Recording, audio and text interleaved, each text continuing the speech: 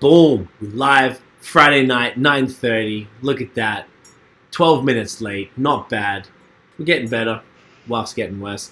I'm not going to mess around this evening. Let's check that beard, mate. Check the beard. If you guys look at my shirt, you might already know who we're about to talk to tonight. I've been looking forward to this for a while. We were trying to maybe do it in person, but you know what?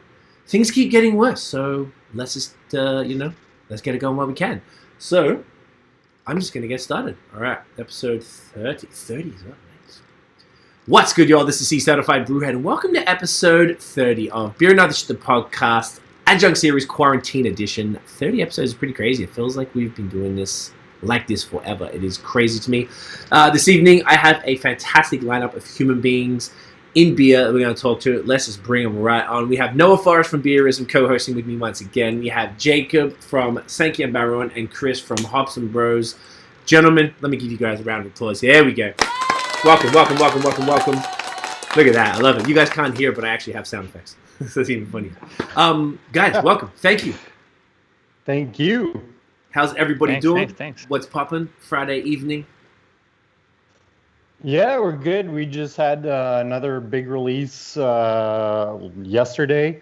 Today, I think everybody took it a bit slower. Chris is working on some things there at the brewery. Nice. I was working on future releases, upcoming releases. So glad that it's finally Friday night. I'm actually taking off in the morning for a little bit of a vacation. Nice. Yeah, some well-deserved rest. So we'll be taking Saturday and Sunday night off and working from a cottage on Monday and Tuesday. So this is a fun Friday night to get into and a good way to get into it. Right? Yeah. Perfect. Sure. No, that's a dope way to. And look, I guess you would have been going non-stop for months, and now you wouldn't have even had a second to put your head up, right? Because you guys, which we will get into, you guys opened right in the middle of the damn pandemic, which is a lot. Yeah. It's pretty crazy. Yeah, May 14th, which I think we share a birthday with your previous guests on the show with Third Moon Brewing. So crazy times, man. I feel like the two breweries, and I don't think we're the only breweries who have opened mid-pandemic, but I think we're going to have a very different story to tell of how it opened up, and that's gonna stay with us forever. But a cool story nonetheless. 100%. Well, it was almost like unique for you guys because you opened right at the start of it. Like people opening now, they're still opening during the pandemic, but I feel like there's at least more of an understanding of what's going on in the world a little bit, even if it gets worse. It's kind of like we have some kind of expectation. But like I imagine for you, it's like I have no idea what's gonna happen tomorrow. Yeah. Yeah, I mean you're getting into the unknown right off the bat, right? Because all you've got is business plan and speculation. So already that's a big, a big question mark going into it in the first place. But then you add the different levels of complexity that come with the pandemic. So for sure it was interesting times. We get asked all the time how much we're hurting, and what we tell people is we don't even know yet. We can't even compare to pre-pandemic operations. So we'll find out, hopefully sooner than later. But it's a tough go. It's fun, but it's a tough go. Yeah, I didn't actually think of it like that. That's a really good point. Is that you don't know how you're doing, because I imagine you'd have some sort of projections beforehand. Yeah, we did. I mean. I want to say funny enough, but it's not funny at all. But our business plan called for a very community-focused brewery. We wanted to work with local businesses. We're of the opinion that where we are, having more small businesses is only gonna attract more people. And that was our mentality going in when we started working on this project 3.5 years ago. And then, if anything, the pandemic is showing that, it is a good way to conduct business, and it's a good vision to have as a business. And it shows you that during times like this, when you have to fall back on your own community, when all's said and done, they're the only ones left there, right? So travel is limited. You can't go out and have a beer. So we're trying to come up with creative ways to sort of make it interesting for people. But in terms of like what our distribution's going to look like, our can sales, taproom sales, we still have no idea what that's going to look like once Yeah, that's so crazy. I love it. Yeah. We had We open up this guy. Yeah, let's open up. Let's get a quick. Yeah. Start Okay, opening and yeah. pouring. I got a couple quick comments. Let's go. I had the comment box closed. So Patricia from Overhop is in the building. Said first one, and she also is saying she doesn't know either because Overhop are another brewery that opened in the middle of the pandemic, which is kind of crazy. And Stefan is in the building. What up, Yeah. Steph? Yeah, it's kind of crazy. So, guys, you want to tell us about this glorious brew that we're pouring right now? Yeah, so this is one of the beers that we started to work on early on. So what we did is the three of us, the three partners, started working on different recipes, and this was one of the first recipes we wanted to work on. We wanted to have a Helles Lager. So this one was literally 3 years in the making. We didn't really get to the final. We didn't get everything we wanted just right up until we opened. So super straight up with all our lagers. We try to, with the exception of Petite France, we try to be as traditional as possible. We're not trying to reinvent the wheels, especially with older styles like this that have been perfected over decades, if not centuries. So with a beer like Des Moines or Des Moines, we really wanted to just make it as good a Helles as we could make it. So we do get access to some decent ones here.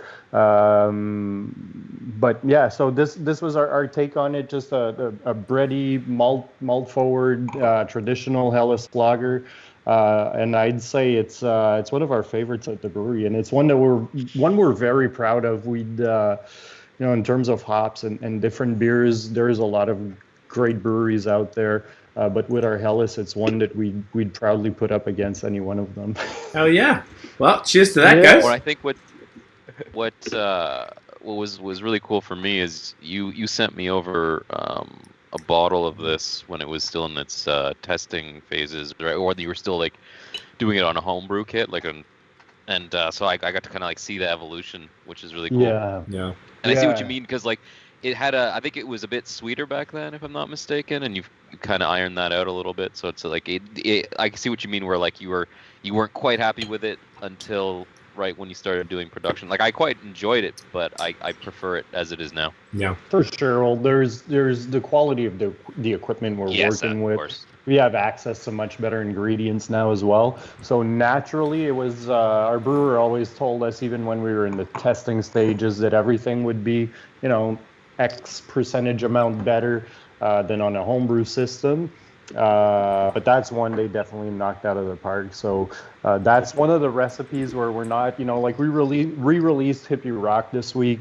We're still making tweaks to a lot of our recipes. It's not true. I'd be lying if I said, after 5 months of operations, everything's perfect and right where it needs to be. So we're still making tweaks on some of the beers. We're pretty happy with where we're at for, being 5 months in. But that's one I think that's really that's not going to change. Okay. Hopefully not. Hopefully not. It's a favorite for me too.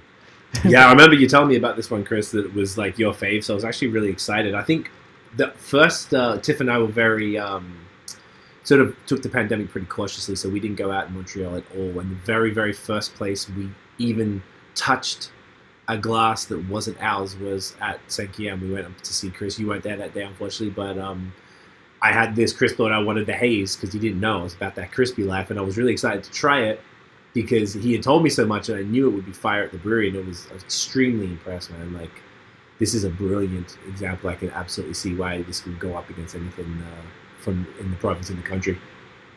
I don't know if you guys knew this or not, but Craig is really on your dick right now. I think it's like, He identifies as a she, so yeah. But please. it's been like two Metaphorical podcasts, dick. right? That Craig's doing that. It's been what, Chris? 2 podcasts. You did that for the episode you did alone when you drink some beers with Noah, right? That was when he understood. You had like a the full level. 30 minutes about Cinquième Baron at the end. Oh yeah, like I can't express how much I love you guys. I just love everything you're doing. I love everything about it. The branding. This shirt is insane. The quality is so good. This feels expensive. I know, I love it. It's beautiful. The branding is out of control. I mean, not before you even talk about the beers. Everything I've had, every style. Like I can go on about it. I'm gonna wash you with praise all evening, guys. So like, I just really love what you're doing. And I think we were very like Noah and I and Nathan too from Nathan Does Beer. We all like you guys are all of our favorite new brewery. It's like I haven't seen many places that excel. Like you can't say Chris and I was kind of talking the other day about this. I guess like you can't be like, oh yes, like yeah the Hayes guys. Oh yeah, they do the lagers. Like but nah, you guys do everything to a level that I would say you could put up against anything almost. Which is well, that was amazing. another sort of conscious decision. Not that there's anything. I mean, there's breweries out there, legendary breweries brewing only one style. You know, you can talk about the Pilsner Kells of the world. Even local, course, yeah. semi-locally, you can look at a brewery like Steam Whistle, where they only brew, one beer, and that's perfectly fine. Other breweries will focus on, the haze craze, and nothing wrong with that. There's the way we approach the hazy beers. Is sort of like it's not the leading driver per se in our portfolio. It's more like our portfolio is comprised of beers that we see the beers that to us have merit, whether it's for the style, for the the recipe, the credibility it gets, the difficulty to brew and whatnot. But in saying that, when you appreciate older styles like Helles or Pilsners or Gozas, we're coming out with a Schwartz beer as well, very old style. Nice. Nice. You have to be able to recognize the modern classics as well. Mm. So some people are over the hazy beers, and I mean, come on, you can't be over. I mean, that style single-handedly put so much wind in our sails as microbreweries, and they really relaunched the microbrewery, or launched the microbrewery phenomenon we're experiencing right now. So there's tremendous credibility in that style, and it's something I think we're going to look back in 20, 30, 40, 50 years and say, man, that was really something when those beers started coming out. And we'll talk about the Trilliums and the Alchemists and the Tree Houses and all of those guys, and it's really quite something. So for us, they play a role in that we get to be more creative with the ingredients, because there is tremendous research in terms of hop varieties, and there's just so much stuff you can do with the different yeasts and malt profiles and hop combinations, so you can have a bit more fun with that style. But we also recognize it as a very classic style eventually, if that makes sense. No, definitely, that's a really good way to position it. I think you're right with that too. It's it changed the whole spectrum of the industry, right? Everyone's moving towards that. Yes, it's full on the shelves right now, but it's been probably the greatest time for newcomers in the beer industry. And I've seen that from being at the tap room, speaking with people, like a lot of people that never drank beer because they used to try IPAs 8 years ago when they were like just super strong, bitter beers, compared to now when you go into those beers. They're like, oh shit, I didn't know beer can taste like that. And it's just perfect because it ties them into something that they didn't know it was possible. And then you can move them towards new styles. You can move them into sours, and even to a point, get into an Ellis, get into a lager, because you have something backing it up. Like, oh, you tasted something great, then try something classic that is also great, but different in flavors, right? Mm. And sometimes they can be the gateway beer for consumers into your brand. Yeah. We're not brewing beer for people to stand in line for hours in front of the brewery because we just, double dry hop something with Creo and this and that or whatever. But a lot of people thank us for making these beers because they do want to drink local craft beer. But if you're only brewing, if you sort of position yourself a certain way, you're alienating other beer drinkers. Now, not everybody can do different beers or don't care for different beers. We brew what we want to consume. Like our Our pilsners were released when the temperature was warmer. We just came out now with a Vienna lager. Next one's a Schwartz. So we're trying to be very seasonal with our stuff, as most breweries are. But yeah, so we're trying to really position our lagers as seasonal lagers, and the Goza series was more like a summer thing, obviously, because Under the Sun of Rio is not going to do much for you in the middle of winter. That's probably not what you're craving when you're done shoveling after 45 minutes, So we're trying to be very mindful and sort of. We're also in a testing phase. We're releasing new beers very, very often and seeing what's doing better, what's not. But some of the stuff, it's like it's here to stay regardless of how people react to it or not. And Day One is definitely one of those beers. I really appreciate what you guys are doing with what you've chosen.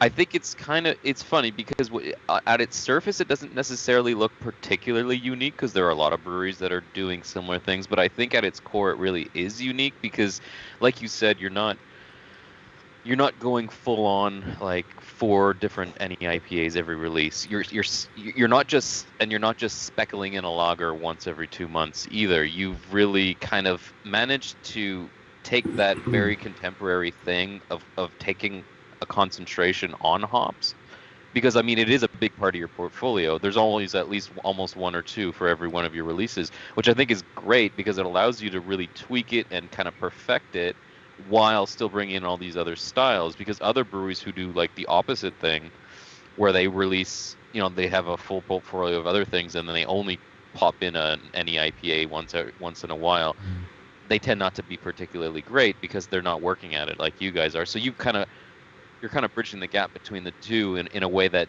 seems to make sense. And like your breakfast stout, like that's such an amazing beer. And like I feel like pastry stouts, although I like them, they've taken over now. And so like you can't get like a regular. It's funny to call like a breakfast stout, imperial stout, a regular old beer now. But like when you launched that right off the bat, I really appreciated it because I was like, it's got Pesce vibes, it's got like Founders vibes. It's just it works, Yeah. Well, those are the beers for speaking for myself that really, those are the beers that you think of, or I used to think of when I thought of a good stout. Now, we do consume pastry stouts and lactose beers every now and then. And I think there is room for those styles for sure. People are drinking them.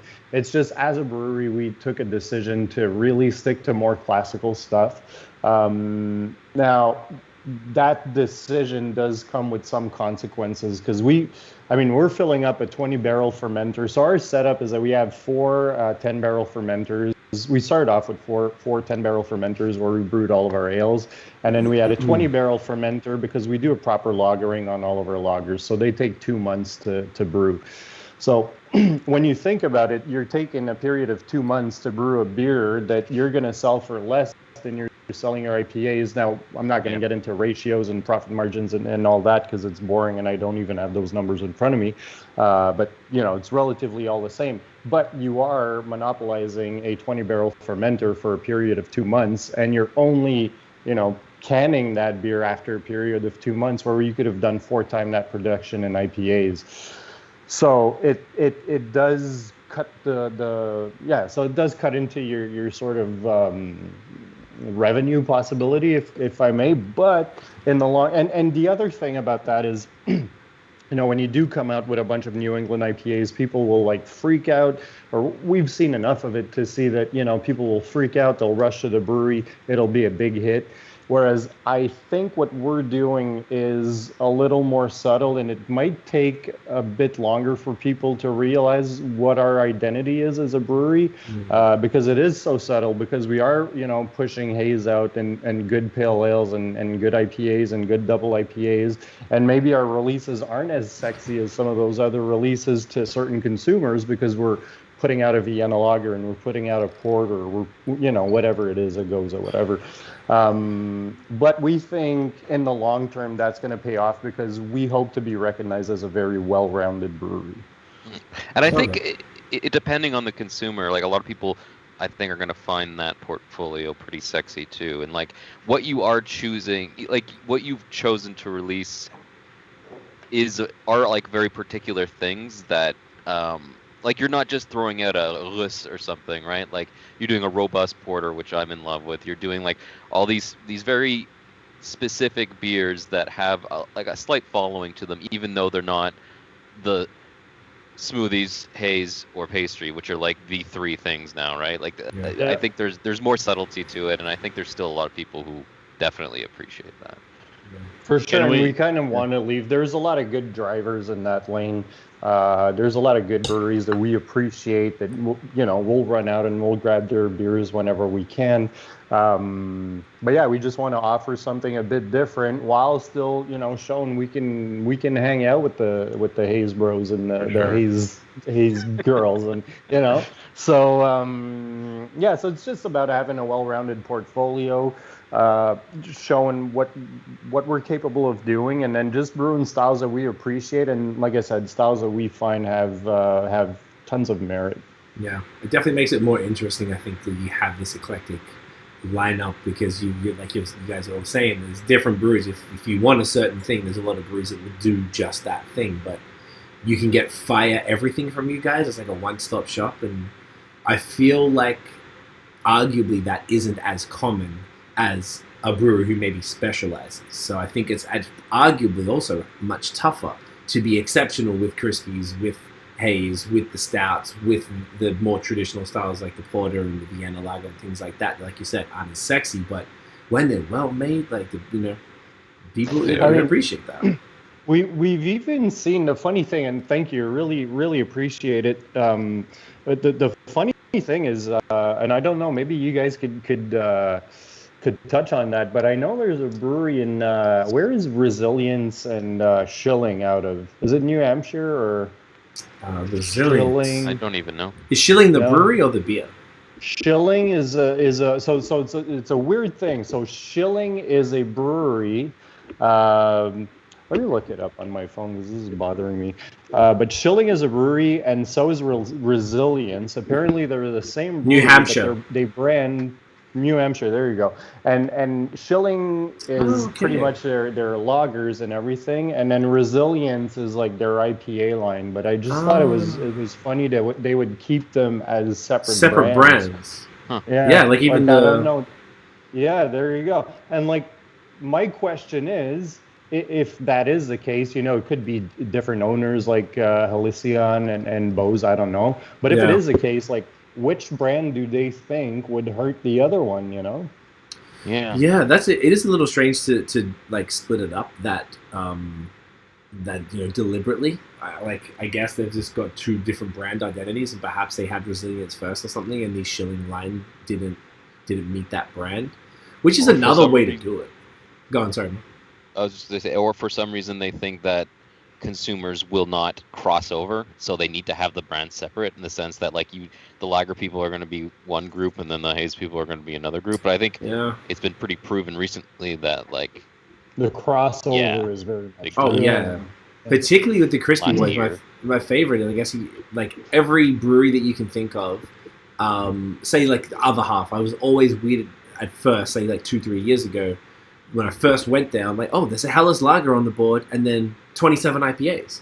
So I was like, oh, okay. And then that seemed to be the thing. You go to Foam, they always had that. You go to Burlington Beer Company, there always used to be something. Now, like, Missorum and different places like that, there's always the people who specialize in those beers always have a really well-made lager. And then, I've seen more of them start to get the Luca side pool that you guys have to really bring that in. So there's a huge crossover with that crowd, which therefore leans kind of back into what you were saying before, Jacob, with styles like Vienna lagers. I feel like because now, even someone like me who was sort of like not a reformed haze bro, but kind of like a more adventurous one now, if I walk into a brewery, the number one thing, like I went to St. Kiem, Chris couldn't believe it, but we both went to Pilsner and I went the Des Moines.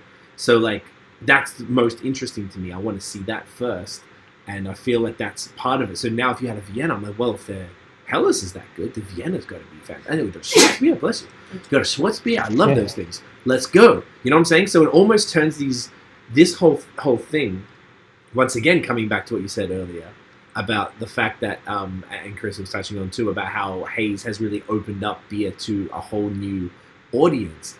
It's actually bringing it back to the traditional styles because of the popularity of the typical crispy boys, which will lead back into these other ones. And I bet the cycle will just keep kind of moving into styles that are non-sexy. All of a sudden, I bet you maybe in a year or two, brown ales will be the shit. I don't know, but yeah, Why for not? sure. Why And not? why not? I mean, it's not even our brown ales the shit, or I remember the whole Bill thing, the barley wine is life thing, Yes. Yeah. and I mean, there's been good beers being made forever. Yep. Even some of the beers that people shit on sometimes, you're like, man, it's really not that bad of a beer. I was not that it's a great beer or anything, but at our wedding, we were pretty limited in terms of beer options. It was like, well, this is what we have, and obviously they had a contract with Labatt. So I was like, fuck, I see people drinking that Labatt 50, whatever, like people just fucking around. And so I ordered that, and I'm pretty, I'm feeling pretty festive at that point in the evening. And I got to tell you, it wasn't that bad of a beer. There was like a little hop profile to it. It wasn't anything fantastic. That's not what I'm saying. But it wasn't like a terrible beer by any means. Labatt 50 is good. Which one? Labatt 50 is good. Yeah, like that. It was good. decent. It was okay. It's like the most popular macro. When we did the first round of podcasts before we changed to these seasons now, I used to have a lightning round where I would ask quick questions, and one of them was the first question was, "What's your guilty pleasure beer?" And I would say, in Canada, 80 to 90% of people would say Labatt 50. In the States, obviously, it was different, but it was so popular amongst most people. And my old co-host Scott, his favorite beer, like macro beer of all time. So I think there's like this nostalgia also associated with Labatt 50. Maybe. You know what I'm saying? Maybe it was my dad's beer, and then that was the one I had my first sip of when I was 7, and blah blah blah. You know what I'm saying? Like, it's that type of shit. But is it a good beer? Oh, yeah. Like, technically, probably not. But is it better than all the other ones? Yeah. It seems like it. Yeah. I didn't have it until the night of my wedding, which was a year ago, and so I don't have any type of nostalgia or memories of Labatt. I don't have and I was like, wow, this is decent stuff. Yeah, it could be worse. I'm getting you a case of Labatt 50 at the There you go. Yeah. Here we are praising Labatt 50 on Look at us. Jesus Friday Christ. night. What's happening? Well, I'm just going to change the topic really quickly. Jacob, I have a very serious question for you. Are you team lactose? No. Damn it. Not. Yeah. Cue the sound effect. Cue the sound effect. Yeah. No sound effect, Christopher. Applause. Yeah, it was like farts. I had to check. There's just some things that, like, honestly, with the whole rant I went on before with classical styles and everything, I bet you were kind of expecting it. A little. But then you're open-minded. So, yeah, it's one of those things where I enjoy drinking them. I've had some smoothie fruited kettle sour beers, and they're fun. They taste great. I really enjoy them. I mean, I enjoy some of them, but it's just like for Black is Beautiful, we went, we added some adjuncts. It was like everything that you see in some of those lactose stouts nowadays, like the vanilla and like everything was in there. There was just like no lactose, and you're still able to go get those flavors with your malts and your maybe not exactly the same thing. The texture won't be the same, but I think for us wanting to stick to, I'm trying not to make enemies here or anything, because we do enjoy those beers, but you're on the right path. We want to stick to more classical sort of not classical styles, but traditional beer making, if that makes sense. Traditional ingredients. I think Dimitri said it well at the brewery. If you guys don't know, Dimitri is the brewer at Cinquième Baron, and he said, I will never use lactose in our beer because I can make it up in grains instead of lactose. Yeah. Like, he's so confident in what he does in general and the grains and ingredients he already has available that for him, adding that is just laziness in some way. So adding more grain will solve that issue. And I think Dimitri does pretty well with lots of grain in his mash so far. Yeah. From what I've tried. Well, it's like, and a good analogy for it too is like you can go to the gym and get on creatine and get all of that stuff and protein shakes and everything, but then the purist will talk to you and say, well, you can get the same grams of protein in chicken, and they'd rather do it that way, you know. So Gotcha. so it's two different schools of thought, and yeah, so we still enjoy it. That's just not where we wanted to go as a brewery. So I'll go team no lactose. That's, you know what? No, good thing you're not team lactose, because we would have had to add a little pictogram to that logo. Ooh. Like a milk carton or something. Yeah, a little milk carton, maybe a little udder. Yeah, great. Cal, maybe it would be accurate. Yeah. That's okay. I'm used to I get it every day from these two guys about lactose. So you know what? That was the most diplomatic anti-lactose I've ever heard. So I respect that. I've tried to be diplomatic with you, but no, you it's can't. always turning out. Yeah, I can't. You can't be. You tried. I tried, but we declared war years ago now, Yeah. and it turned to very violent Oh, debates very. online. So We kind of have to. we had to cut that off. That's the funniest thing Why? to me. Like the lactose, like me and Nate don't even really give that much of a fuck about it. It's just like, it's so fun. I mean, between us, we joke about it all the time, and obviously picking a side is way more fun for, whatever. But like online, people get really passionate about it, and it's funny as hell to me. So if you go and see one of these traditional folks and like start being, oh, that Pilsner's great, be better if it had lactose in it, and they start getting furious. It's the best. I love it. It's total troll behavior, but like these people just make it too easy because they're so angry. We got into some deep stuff already. I wanted to maybe just step back a second to get the history of the brewery, because this is something that we're usually the first time on here. We want to capture that because I actually don't really know. I kind of pieced bits and pieces together from the three of you with individual conversations, but I don't really know. So maybe Jacob, from your side, how did you get into beer? And then coming in, how did the brewery start? And then maybe Chris, after that, I'll get you to touch on sort of your stuff for people who haven't seen your episode. So I got into beer. I mean, I don't know. I was just picking up random beers. I think like everybody else, you get curious, you pick up and you have that one beer. I think for me, Dominus Vobiscum Blanche from Charlevoix was one of the beers where I was like, oh shit, this is really different. But yeah, so I was basically doing that, just picking up random beers at local beer shops, and then I met my wife when we started dating. She was on the South Shore of Montreal, so that made it for it was quick, easy day trips into Vermont and back to sort of find my palate, and a lot of the stuff I was following, whether it was Instagram, Facebook, or YouTube, it was mostly American breweries. So I actually started watching a lot of beer reviews from this guy called Matt Dapkins. He has a channel called Massive Beer Reviews. I know that. Yeah, he's good. Yeah, really, really cool guy. And I mean, I just, whatever, like I did the same thing with whiskey. When I got into whiskey, I started watching like the Ralphies and other reviewers. That's a different set of geeking. But started watching his reviews, and then I was trying to like build my own sort of palette and figuring out like, okay, what does he mean by this? What does he mean by that? And then whenever we'd cross into the US, I'd go to like Beverage Warehouse or one of these stores in Vermont. And yeah.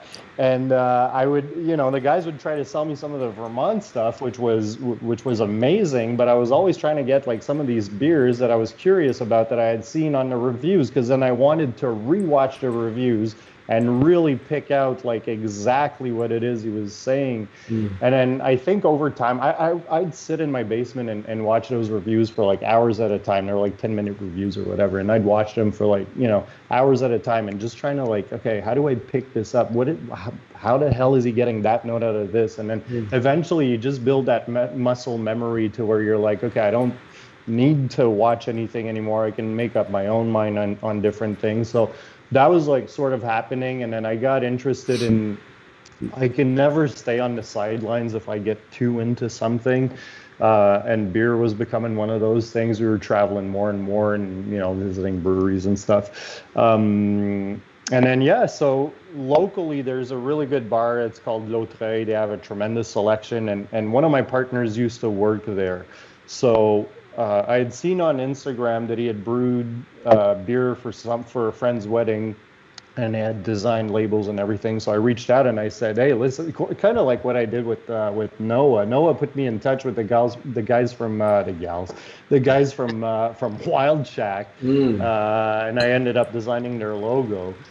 Crazy. So it was more like I just approached Dimitri, my partner and our brewer, and said, "Hey, if you need, it was just my background's in graphic design, so I was trying to pair the two things, and just like, I'll do your labels for free, whatever." And he's like, "Actually," so he messaged me the next day, and he had talked to two other people about opening up a brewery. And if I was interested, designing their labels and blah, blah, blah. And then I indicated, yeah, sure, I could do that. But if you guys are also looking for another partner, I might be looking into to changing careers. I could be interested. And the three of us didn't know each other then. So we knew Dimitri brewed, and then through L'Autreuil, we all sort of got connected, and we all met up and had the same idea and wanted to do the same thing, but didn't know each other. So it was a fun experience, because usually I would think people get into stuff like that with people they already know, or friends, and people with a similar idea. Now we had the same goal but didn't know each other, so we were like, okay, we need to get from here to there, and create a whole relationship out of it, like a solid, because this is a pretty big business. I mean, you don't just open up a brewery at the snap of the fingers. So yeah, we started working on the business plan, and we got to know each other through working on the brewery, and then so business plan, and then it took 3 years. I'll spare you all the details unless you have like specific questions that you want to know. But from the idea to execution to finally opening up the doors in May, it was a period of a little over 3 years. Okay. So that was a pretty chunky length of time, I guess. But then that's pretty normal for breweries, for like finding the property, figuring out the recipes and what you're trying to brew. The name obviously is probably a huge thing, like the identity, the vibe you're going for. I can imagine that being a large conversation. It takes time. It's a lot of work, because exactly, you're looking at a bunch of different things at the same time. So location was a big thing for us. We wanted to be on. Well, you've been, right? So you've seen the location. It's absolutely perfect. Yeah. So we wanted to be on sort of that main street, but we had to find 3,000 square feet. You have to find on an established, heritage style street, 3,000 square feet that can accommodate a brewery. So it's no easy task, and we weren't willing to compromise on that. And then you got to get out and find the financing and everything. So it's a big puzzle to put together.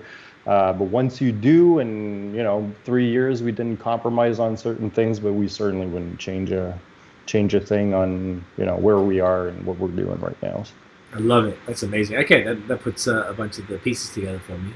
So then, Chris, do you want to just give people a bit of like a TLDR of sort of who you are, and that people can go check your episode to learn the full story, and then how you got involved with Saint-Guillaume? Because people who might know, I've talked about you a bunch. You've been on, like, we're already friends. You're a fellow beer media along with Noah and herself.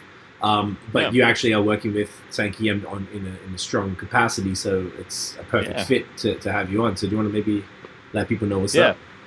Yeah, of course. So if you guys don't know about me, I'm Chris from Ups and Bros. We have a channel on YouTube, big friends with Craig here at BAOS, but also with Beerism. We're doing a little bit of collaborations. We're doing mostly, like, we used to do beer reviews. We did a long series called Craft Beer 101, going all over styles on YouTube, trying to entertain people, but also bring knowledge to people on YouTube, which worked very well and had a lot of fun with Max, which is brewing. He's brewing right now in Niagara.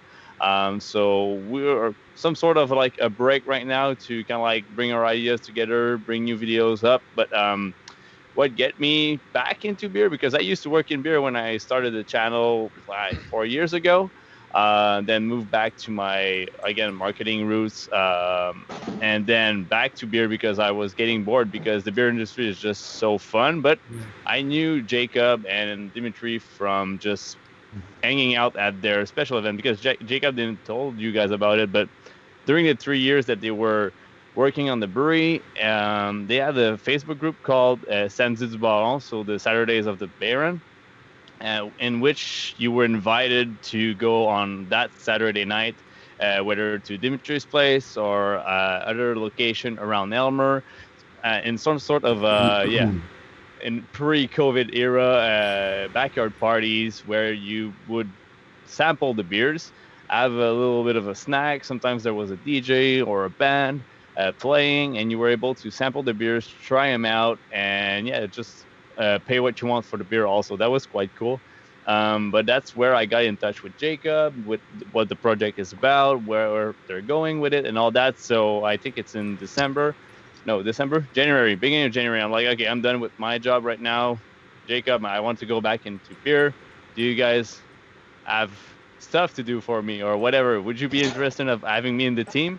And we're 6-8 months in now, and probably one of the best experiences in my life in beer so far. So amazing.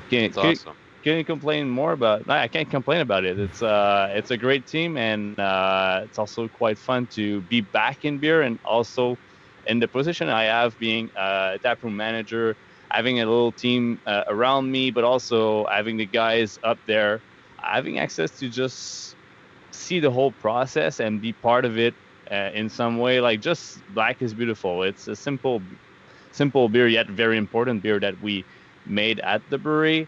But also, I was with Dimitri when we put the vanilla first, and then when we did the other editions, we tried it together, making sure, is it enough vanilla or not enough? Just those little things that not everyone gets a chance to try it, but as someone who's very into beer and having my channel and all that, brings all this together and also make my knowledge into something that I can practice every single day, not just doing this alone or in that group chat that we have, right? I love that. So that's, I feel like either one of you guys might have mentioned the parties. That's actually a pretty strong parallel with two other breweries come to mind. Noah, we interviewed them the last 2 weeks. So we had Four Origins last night and Third Moon last week, and both of them had a similar approach. And I feel like a bunch of their success is attributed to that specific execution. So that is genius. Why did you, I mean, Jacob, I guess you could probably speak to that more, but as far as why did you decide to do those parties where you just, sharing the beer? I guess it was trying to get consumer feedback. R&D? Excuse me. Yeah, R&D, directly? What was the deal? Because it's such a... it's R&D, but at the same time, it's sort of born out of necessity. It's either people drink the beer or it's just way too much fucking beer to right. What are you going to do with it? So we were practicing so much on different recipes that, we'd end up with 4 20-liter kegs of 4 different beers on any given week. And we were like, oh, we're never going to get through this. So some of them were getting there and some of them not. So we just started off inviting people over to taste beer. So it was a group of 8, 10, 12 people would show up, and then someone brought a cake once, and then someone brought cookies, and we'd buy whatever. Cool. And then more and more people started showing up. So I think we were doing these at Dimitri's place at first, and I think one of the last jams we had there was there was about 40-45 people, and we had the Mario Kart going, and it was a small space, not a tiny space, but it was pretty packed. So then summer rolled around, and we decided to do it at Steven's parents' place. Steven's our other partner. So they generously offered their backyard to host those events, and that's where it really took off. So we had that Facebook group going, which was about 300 something people, And we were like, okay, we'll have roughly, we had 45 last time, so we might get 60, 70, whatever. So like, we got to feed these people, you can't just get them over a bunch of beers. And then, so anyway, it started with, short story long, it started with a group of like 10 people getting together, going through some kegs. And then we started making, little feedback cards and everything. Like, they were little happy faces or neutral faces, or, we just made it like not complicated for people. And then the last one we did, I believe we had a band, a DJ, fire pits going on. We had it catered, and it was like 125 people. Jesus. So it really began to be something fun. And they were beautiful, like lights hanging everywhere. They were really like fun evenings. I think my dad ended up singing with one of the musicians one night. My dad like plays folk music, so that was pretty cool. And it just had like, people brought their dogs, they brought their kids, they brought their friends, they brought their families. So it gave us a good way to get feedback on our beers. It gave us a good base of people, because when we opened, we gave them a heads up, and I think we opened up like a day before for that group. But it also gave us an idea of the vibe we wanted to have at the brewery, and the type of people, the type of crowd we wanted. We wanted to make it accessible for everybody, the same way it was at those parties. So it kind of gave us a bit of a playbook for the tap room, and so far so good. We're getting the same type of crowd. Everybody's always there with a smile, even if there's a line or anything. Everybody's always just super happy to be there. So yeah, we've been lucky, but we've been sort of getting that vibe out there. Unbeknownst to us, it wasn't forced. It was super organic. But yeah, that's how it sort of morphed into taproom sales, I guess. Right. How much of that early success then would you attribute to doing these events? Like, did they change the game and move the needle significantly, or was it just like more the R&D side? To say I don't know wouldn't be fair to the enthusiasm people showed for a project early on. So while I can't quantify how it moved the needle for us right out of the gate, I'm pretty sure it had a big part to play in it.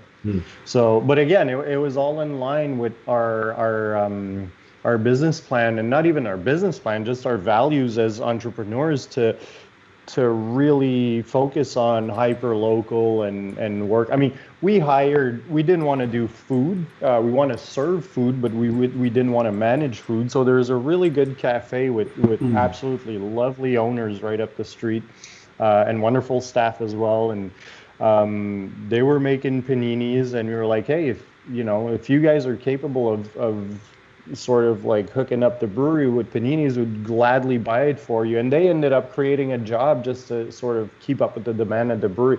Not a full-time job, mind you, but still a job nonetheless. So so it was a good way for, I think, I don't want to speak for them, but for them to add a bit of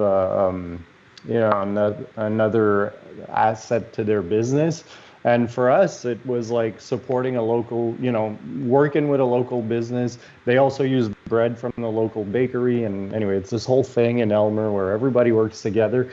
Sorry, what was the question? No, you answered it. That's okay. There. It was about just like how much those parties attributed to the success, because I think that's great. Another thing I know, when we went to see Chris that day, we got to try the local sausages from the business is also based up there, I believe. No, they are not. They're not based up there. Are they? They're from Mont-Laurier in Laurentide. I don't know. You even pronounce Laurentide in English. They're from Mont-Laurier. And this guy, super cool guy, he approached us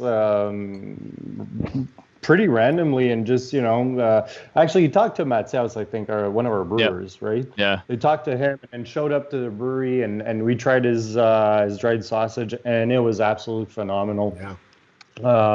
Super nice guy. And then you get to talking to him about the process behind how he creates his sausage and his process, and I won't get into it because I won't even get it right, but we the story's thought cool. What's that? The story is cool. Story is cool. I heard you. Yeah. I heard you don't saying get 'em it. in trouble, but just don't you know? Oh, okay, yeah. Okay. So anyway, so we found that there were lots of similarities between how he does his dried sausage and how lambic is made.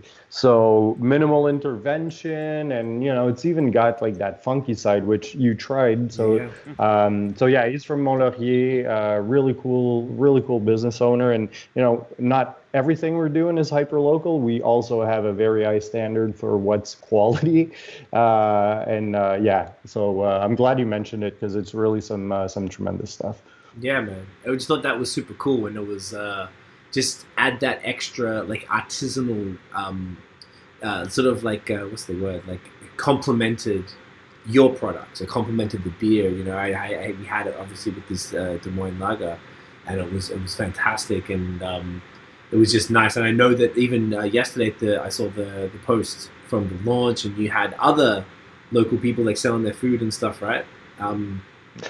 So it's like a regular thing, even if it's not managed through the brewery, like you were regularly having. I mean, I guess it's probably going to change a bit with the red alert and with winter on the horizon and stuff, but you guys are really heavily bringing in just other businesses to sort of complement what you offer at the brewery without you having to deal directly with it, which is smart business-wise and great for the clientele. Well, I think I think it's terrific you see it that way. It was actually, the idea came out of actually falling back into the red zone. So what happened is, not this week's release, but 2 weeks before, we had already planned a pop-up kitchen with Clandestin, which is a local restaurant that does phenomenal food. So the pop-up kitchen was planned, and then we were put in a red zone, I think, a week before the pop-up. So it was like, okay, we'll just adapt it and make it a pop-up to go. And then we started, I started thinking, and it was like, we'll have usually, and I hate saying this because you never want to sound pretentious, or especially at times like these, but we were expecting a bit of a turnout. So we were like, well, since we're going to have people here, and people are very reluctant to go out and shop at different places, and they're trying to limit their movements. We thought, well, why not invite other local businesses on the premises, so that it makes it, one, a fun line to be in, and two, just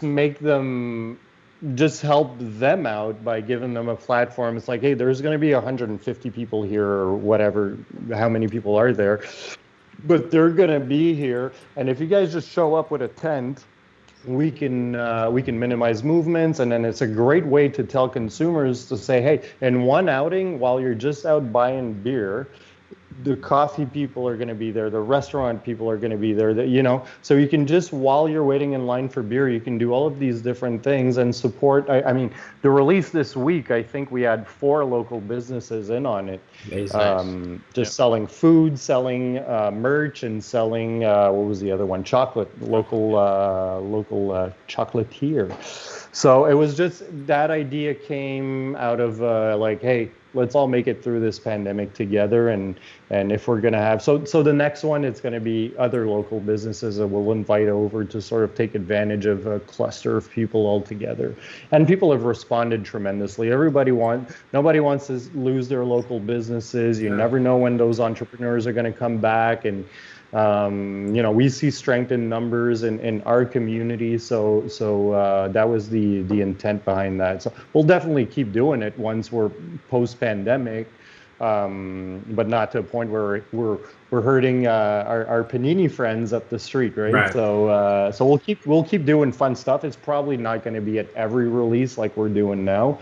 Right now, we think it's more just shoulder to shoulder, and let's help each other get through this. That's really cool, man.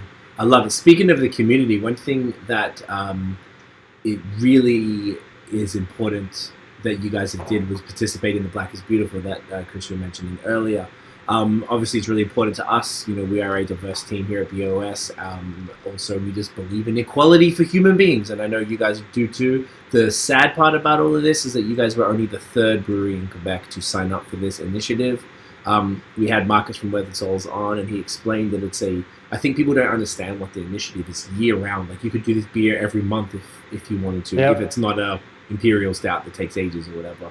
So, can you guys maybe speak to why you decided to participate, being that, there's only a few of you who've actually done this? I haven't spoken to anyone in Quebec who's participated in it, so I'd love to hear what inspired you guys to actually get involved in this in a place where it hasn't really picked up steam. So I'm in charge of all the marketing and the branding stuff with the brewery, and I was a bit reluctant at first to not to get involved, because we definitely have social conscious at the brewery, and it's something we do believe in. We just didn't want, it was something that was sort of in the works, that we were planning on doing early 2021. And we just were very mindful, like everything we do, whether it's beer names, beer styles, we didn't want it to look like opportunistic marketing. That was my fear with that, because I saw, here was a reasoning behind that. It was like, okay, I'm seeing all these Black is Beautiful posts, and I'm seeing this content, this all of a sudden, Black is Beautiful content from breweries from which I've never seen any sort of inclusiveness. Now, that's not to say that it doesn't happen, but it's like all of a sudden you start seeing it, So we didn't want to be perceived as jumping on the bandwagon, doing that beer, and then never doing anything again. So for us, that's something that, like, okay, we were gearing up for 2021 to really get into inclusivity in beer.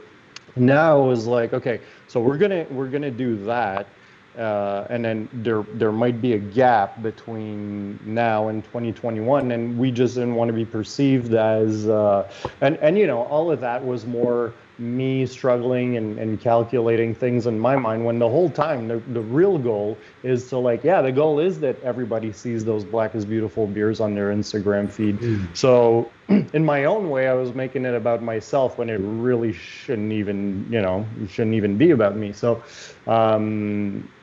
so Chris jumped in, and he was like, man, we should really be doing this, especially, like, Chris was familiar with our values, and he was like, there's no way Chris didn't understand why we were so in line with everything that movement represented or represents, and how we were not leaders of the movement instead of waiting to do our own thing. It's like, what does it matter if someone else came up with something for the campaign, before we ever did anything? And it was like, fucking right, okay. So we decided to do it, and then we released a playlist along with it. Which was dope. That was really cool, man. Really good. So one of our DJs, we have two DJs or three DJs that rotate usually, or that will rotate when we get back into usual times. Greg is of Haitian descent, and it's an issue that's near and dear to him. My wife is Haitian. It's an issue that's near and dear to me. And just the people that work at the brewery have tremendous values in general. I mean, that was one of our questions in the hiring process. It's always, it's a big thing for us. So we released the playlist. Greg came out with the playlist. And I mean, that guy's amazing. You guys are going to be hopefully able to see him DJ at the brewery, but just tremendous talent in terms of, like, he's what I would say, he's like the perfect guy. You could look at him and say he's a selector. Okay. Like he'll pull out the right record at the right time because the crowd is feeling a certain. So he put all of that together, and I was just like listening to it, and I was like, wow, man, fuck, it's unbelievable. And I mean, it's what, a 20, 30 song playlist, and there could have been there could have been hundreds of songs on that playlist, and that's the sad part, right? So we did that, and then we're working with a local organization, trying to figure out. So we decided really fast that we were going to do it, and then there's planning that goes behind ordering ingredients and the cans and everything. But we agreed with, so we raised, I think it's close to $1,500 with that effort. which there will be more of. And there's an account for that. We touched base yesterday with the ladies, and so it's something that we're going to set aside, and we'll figure out as a group along with them. They're called Say It Louder, and louder is loud, H-E-R, so loud her. So we're going to decide together what to do with the funds. We talked about a scholarship for visible minorities at Niagara School of Brewing. Sick. We talked about different things. So whatever it ends up being, it's going to be part of an ongoing effort for inclusivity and yeah. That's fucking great, man. It makes me really, really happy. I want to, Chris, I know you, the reason I knew about this, you want to just maybe give your side as well to that? Because Jacob gave the context, and being that you were the one who kind of drove it, and I know you and I had multiple conversations about it sort of separately as well. Do you want to maybe just share your thoughts on sort of, why it was important and how it came about for you? I think it was important to the point it happened, right? We were all, I was shocked when all this happened. Like in June, I was just out of like everything. Like I'm busy I'm busy life in general, but when this happened, I was like, I can't do shit online anymore. Like I'm fed up first of all the bullshit happening and all that. And then Black is Beautiful came in and was like, this looks cool. But again, I was so much in that mush of information coming in, coming out, and not being able to kind of like not do something, because obviously I was like, I do something on a regular basis trying to be more inclusive with everyone and drive the conversation, because I think that's what it's lacking at the moment, is a conversation around that. Like there's no point on accepting stuff. It's always like pointing out the things that are wrong and bringing those conversations to people that are wrong at the moment too. But so I bring that up to Jacob at the brewery and all that, and obviously we had a conversation about that thing of jumping in the hype train and just use it as like only a marketing aspect. But obviously it's a lot more than that, and that's one thing that led to a conversation between me and Jacob, and being like, what can we do more than just this? Because obviously like other breweries did it, and what they did, yes, they did the beer, they post the beer, they sold the beer, and now we don't hear about it. I'm not here to point fingers at anyone, obviously, because it's a big subject for breweries to jump in again, but also it shouldn't be something that you should retract yourself from it. You should jump from it, and you should acquire it, and you should feature yourself doing it, and obviously to one point become a leader in it. And that's what I think not sold the idea, but got everyone involved into the project at the brewery, is being leaders in the industry instead of just being followers, right? So yes, Black is Beautiful, fantastic beer to do it, and funding, getting the organization behind it to work with us and get all that rolling, but it got the name on the board at the brewery. So Black is Beautiful is on the board, forces you to get a conversation with the customer at the same time, told them about the brewery, but also told them what it is about Black is Beautiful that makes it beautiful, right? Well, And actually, if I can jump in, we had Angela from Say It Louder at the release working the cash register with me for a while, and whenever a customer would come in, they always want to say hi and what's releasing this week, and Angela would introduce herself, who she's with, and do people understand what this beer represents? And so it was a really cool way to, like, a lot of people were aware, which was a really good thing. But then it's like, hey, you have someone right there telling you what it's all about and why we're doing this, and it was a really cool experience. And it's an experience I wish more people would get to partake in on a regular basis. I mean, my wife being Black, we go to breweries and we both experience it different ways. But we do have those conversations among each other. And she feels a certain way, but it's not that microbreweries are not inclusive, or that they're not necessarily inclusive. It's just that sort of weird, we sort of jumped on this as white bearded men. And I mean, I don't know. It could totally seem intimidating for different people when you're like, shit, if I don't, wear my lumberjack shirt, don't have a beard, I'm probably not going to fit in. And, with any geeky shit, it can be intimidating if you don't really know what you're talking about. So, yeah. So we're definitely going to do all it is that we can in terms of, making it a place where everybody feels comfortable. And that's one of the big things that does mean a lot to us. So we'll definitely be pushing more towards that. And there are some things in the work that we're going to be coming out with. So keep an eye out for that. Hell yeah! I'm dry here, fellas. I was about to say, do you guys want to do the mixtape green? Yeah.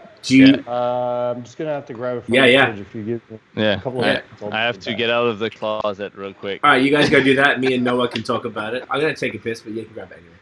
Yeah. All right. No, you guys grab it. No, grab it. Both of you guys go grab it. Me and Noah hold the fort. We got it.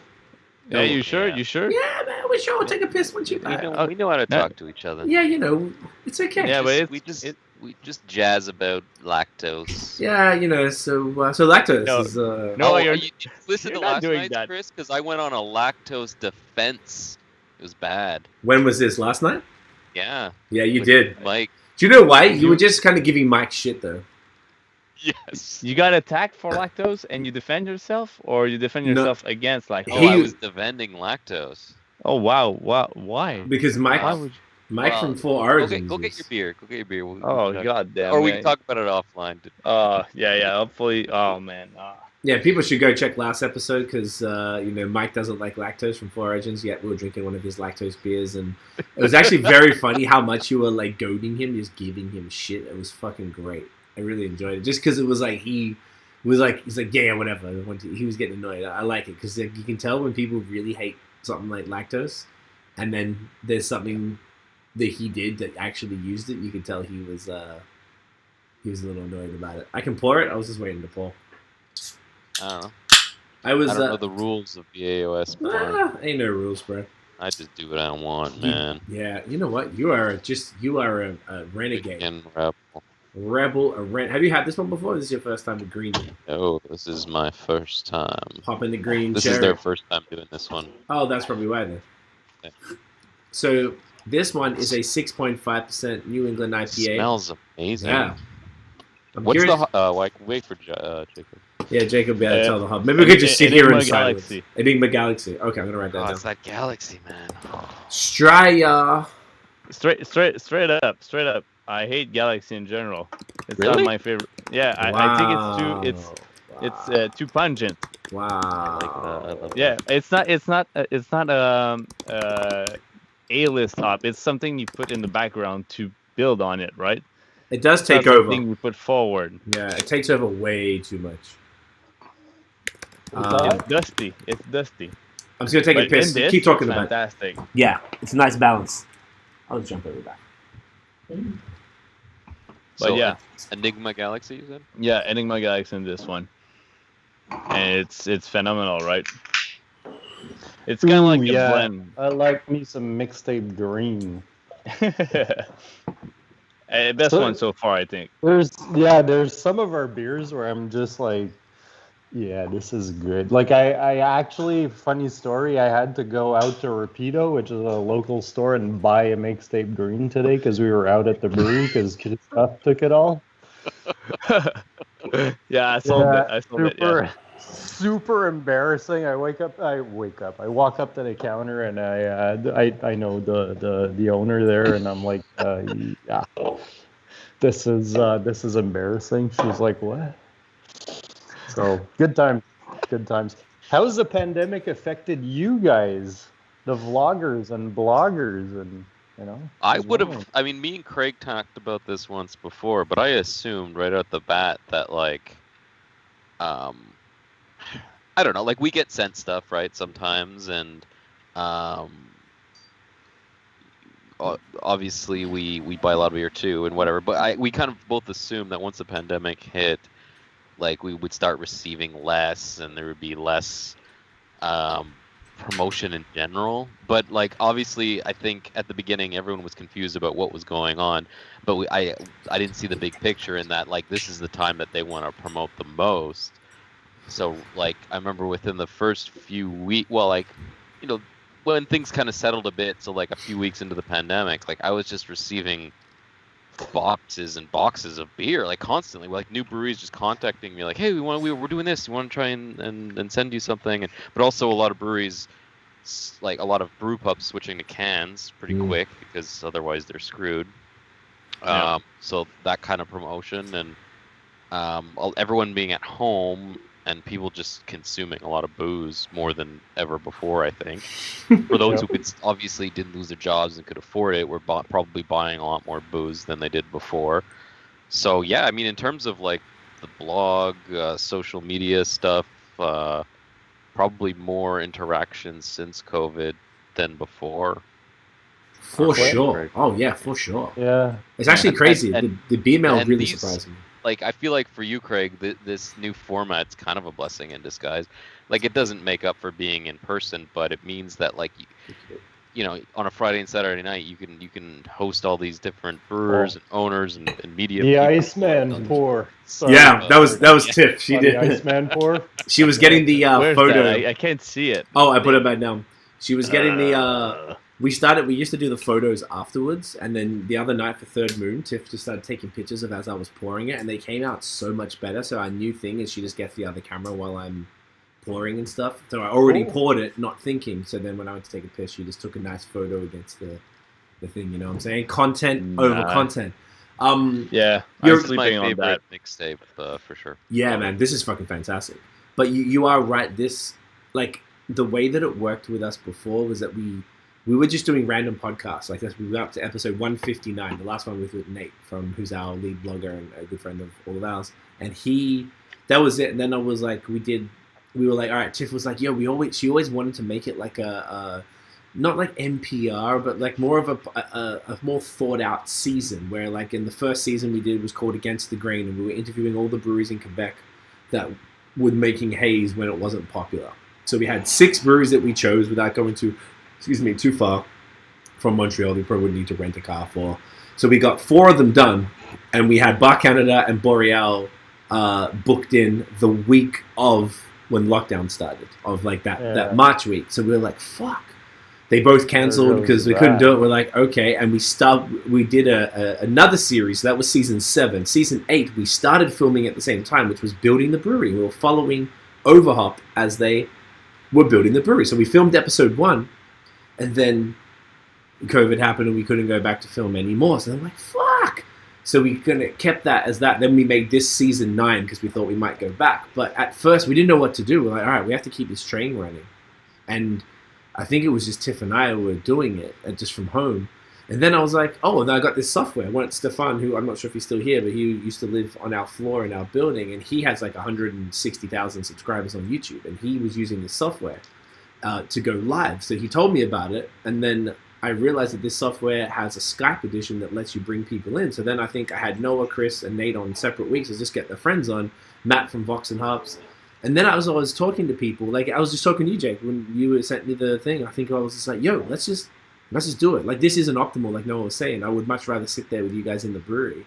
But obviously that might not happen for a while. And this has allowed me to travel virtually and have the Skype thing. I don't like the impersonality of it. I want to look you in the eye and sit next to you and see the place and, you know, blah, blah, blah.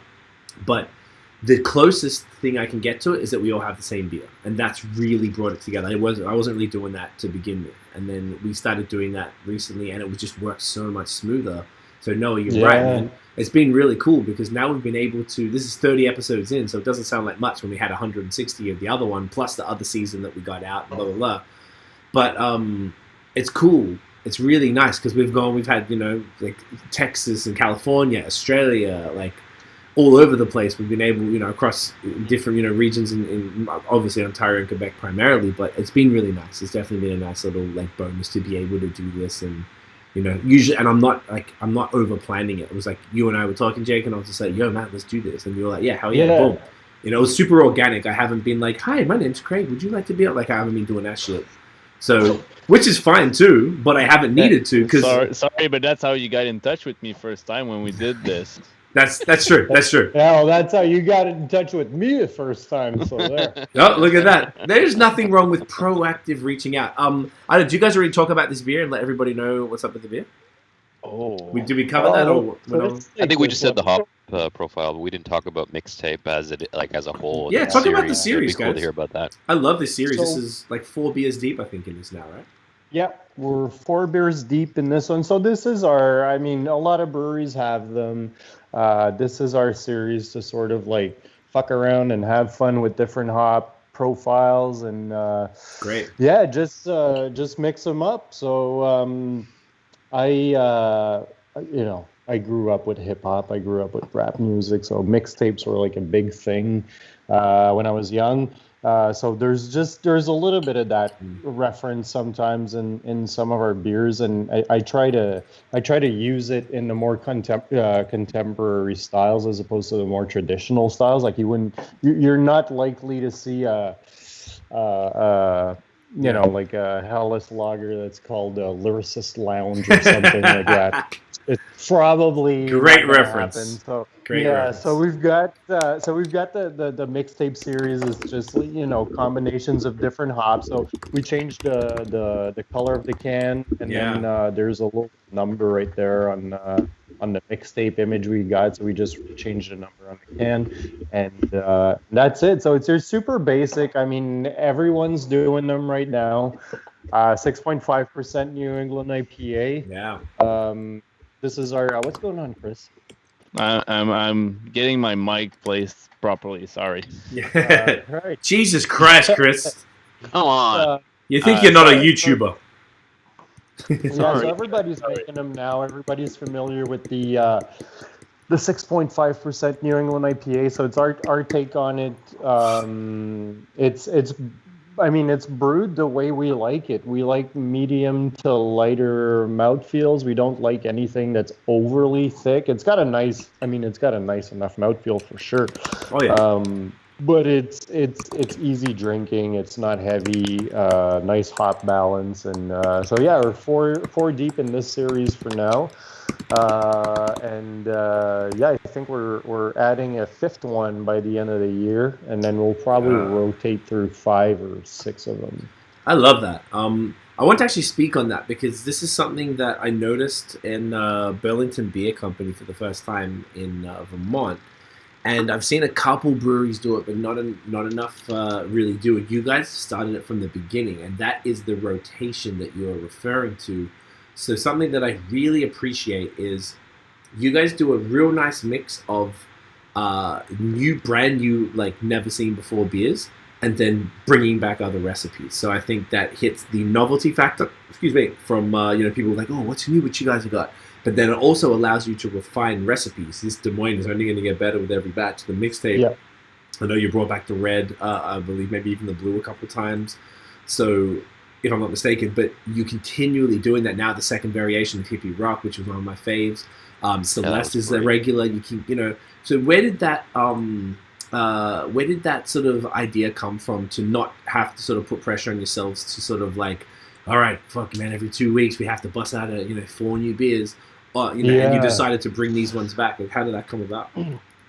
One of the conversations we struggled with the most internally in the 3 years while we were planning on opening was, do we just go with a bunch of different beers and whatever happens, or do we go even more vintage style, with the old school beers we were doing and stuff? Do we go even more vintage and do we do a flagship beer?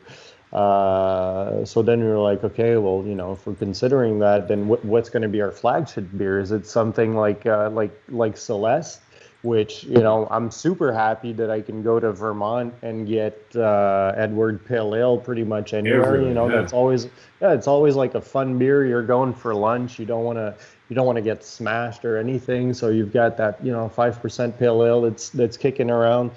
So it always seems like that nice option. So we're like Celeste, but then Des Moines like kind of our baby. Do we go with that one? And then there's how about we just let people decide what our flagship, or we just don't do a flagship. Right now we're doing, I think, about every release. There's mostly 4 beers being released every couple of weeks. So I think right now we're kind of doing 3 new beers, 1 that's returning. We'd like into the new year to get it down to 2 and 2.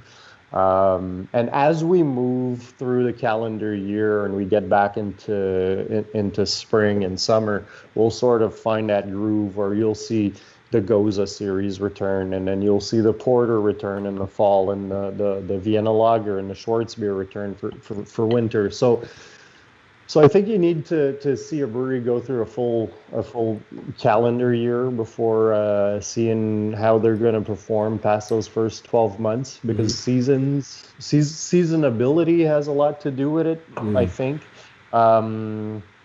So for now it's a bunch of different things, but I think we'll probably dwindle down the portfolio to it's a lot of beers. I think we're up to close to 30 now for 5 months in. So it's a lot of beers. That's and crazy. It's a lot of pressure. Yeah, it's a lot of pressure on the team, because every one of those beers pretty much have to go through at least 1 pilot batch on our pilot system. Wow. So we don't put out beers unless we think it's going to perform and do well and be appreciated. So after a full calendar year, I think we'll have a clearer picture of what the portfolio is going to look like. Okay. Are we going to see some big beers this winter when things get really cold in February and March? I don't know. We'll see. We'll have to see. Yeah. I know some stuff, but I don't say anything. I think we... I signed an NDA on that, so sorry. I think we posted a teaser. We've got barrels back there now. I'll just leave it at that. We've got barrels back there. Okay. So, okay. Yeah. I could see you creating a beer called #BAL. Well, I won't say anything, but it could be funny. I love that. So then the one thing I think has been really cool, at first you guys had, I feel like there was here in Montreal, at least I know the people I speak to who engage with BAOS and stuff were excited to try your stuff. At first they were frustrated they couldn't get it. Now though, and I saw Chris 2 days ago here in Montreal, he's dropping off 90 something cases for distro here, which is fantastic. And I was going to say, I guess distro probably was your only option for kind of trying to continue. I guess, why did you go to distro? Obviously Montreal makes sense, it's the big city, but how did you also choose the beers that you decided to, and are they in the conversation for the flagship? So I know, once again, it's quite early, but the ones that you're dropping off probably are suggested that they're the ones that people are enjoying and stuff. So, that's a pretty good question. So our, I'm trying to figure out how to answer. There's so many components to it, but so we started off, and it was can sales only to go. So it's been a weird year. So we started off with cans to go, and that was luckily for us, it was a massive success. And then things reopened. And we were able to do kegs, and we were able to sell kegs to different restaurants, and cans were flying out the door. So over a period of a couple of weeks, every beers that we'd be releasing on any given 2-week period would sell out by the time we'd release our new beers. Right. With COVID, sort of the second wave coming back, since then, within the first 3 months, I think we'd purchased a second 20-barrel fermenter, because we constantly ran out of beer, and it's a good problem to have, but you still want to, have, if anything, to us, it meant that we sort of undershot on our business plan kind of thing, but whatever. So the second wave hits, and then we're stuck with all these kegs that now are not being ordered anymore, and then we're ordering more cans. And so Montreal was a logical choice, because it's a quick drive for us. It's a couple of hours away, and we can deliver roughly 80 to 90 cases whenever we drive in there. In terms of picking the stores, I tried to look at geographically what made sense. There were a couple of ones that, One guy I traded beers with, so that's how I knew him. Right. One of the guys from Veux-tu une bière, which is a beautiful shop. They have beautiful shops. Yeah. He works at the, I forget which one Gab works at, Chris. I think it's last Liège, right? As something. Liège, a small one. Anyway, beautiful shop. Oh, one in Villeray, right? I think it's the one in Villeray. Yeah. There you go. And Espace Houblon is another good partner. I mean, they have 5 stores. We met the guys at the first drop we did. One of the owners was there, and then I think a couple of days after our first delivery, they actually drove down to the brewery to check it out and have a couple of beers, and just some really cool people. The other shops, I mean, they're shops I knew from when sometimes we'd be on the South Shore of Montreal. We get contacted by a lot of different stores. I know Chris, there's a few shops that Chris really likes that we're gonna try to get some beers into. And then in terms of what beers are being distributed, so I mentioned we have 2 20-barrel fermenters. So one of them is mostly or pretty much for our lagers. And then the second 20-barrel fermenter is what we figure we'll have a surplus of in terms of our local market, and then that we could send to Montreal or different markets along with one of our lagers. So this drop we did Celeste. The first one, it was Mixtape Red. Along with, what lager do we, Petite France. It was Mixtape Red and Petite France. This time it was Celeste and Des Moines. And then probably the next one is going to be Broken Q and the Vienna Lager. Nice. So that's how they get picked. Not necessarily, there's no rhyme or reason. I think a lot of people like hazy IPAs, so we try to send one of those along with a lager or pale ale. So we try to make it a nice cohesive duo that we do send to Montreal, and not just like 2 cans of the same thing and one 6.5 and the other one's 8 kind of thing. Yeah, no, that makes sense. That's great though, because it's really good to, I guess take advantage of the time when people are looking for something new, and you guys are definitely generating some serious interest online. If it's not for the gorgeous branding and stuff, and just the way you guys present your social and the way you present the logo, the artwork without the like you have this Des Moines but without the name. It's just so sick. I love that, by the way. Yeah. It's a really good approach. So cool, man. Like, I mean, like something like Tiff and I have a social media agency, so marketing and attractive with the eye for design is something that's important. We just appreciate it in the beer world, as we've spoken about at length on this podcast, is something that's not super common. So to see you guys that have take it really seriously, not only just the design but the social rollout of all of that, is like, hell yeah, man. That got me from the beginning as well. So I think it's really cool. It's something that like now is like seeing sort of whenever I post, I'm really like Noah said earlier, I am clearly on the dick, so I post very regularly about what you're doing.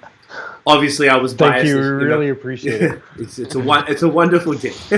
I appreciated your on the dickness. It's a great ride.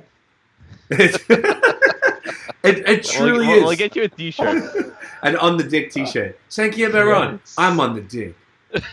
I think it could work. I know, it's ridiculous. His graphic design brain is like spinning. You're like, all right. I feel like there's something in this right here.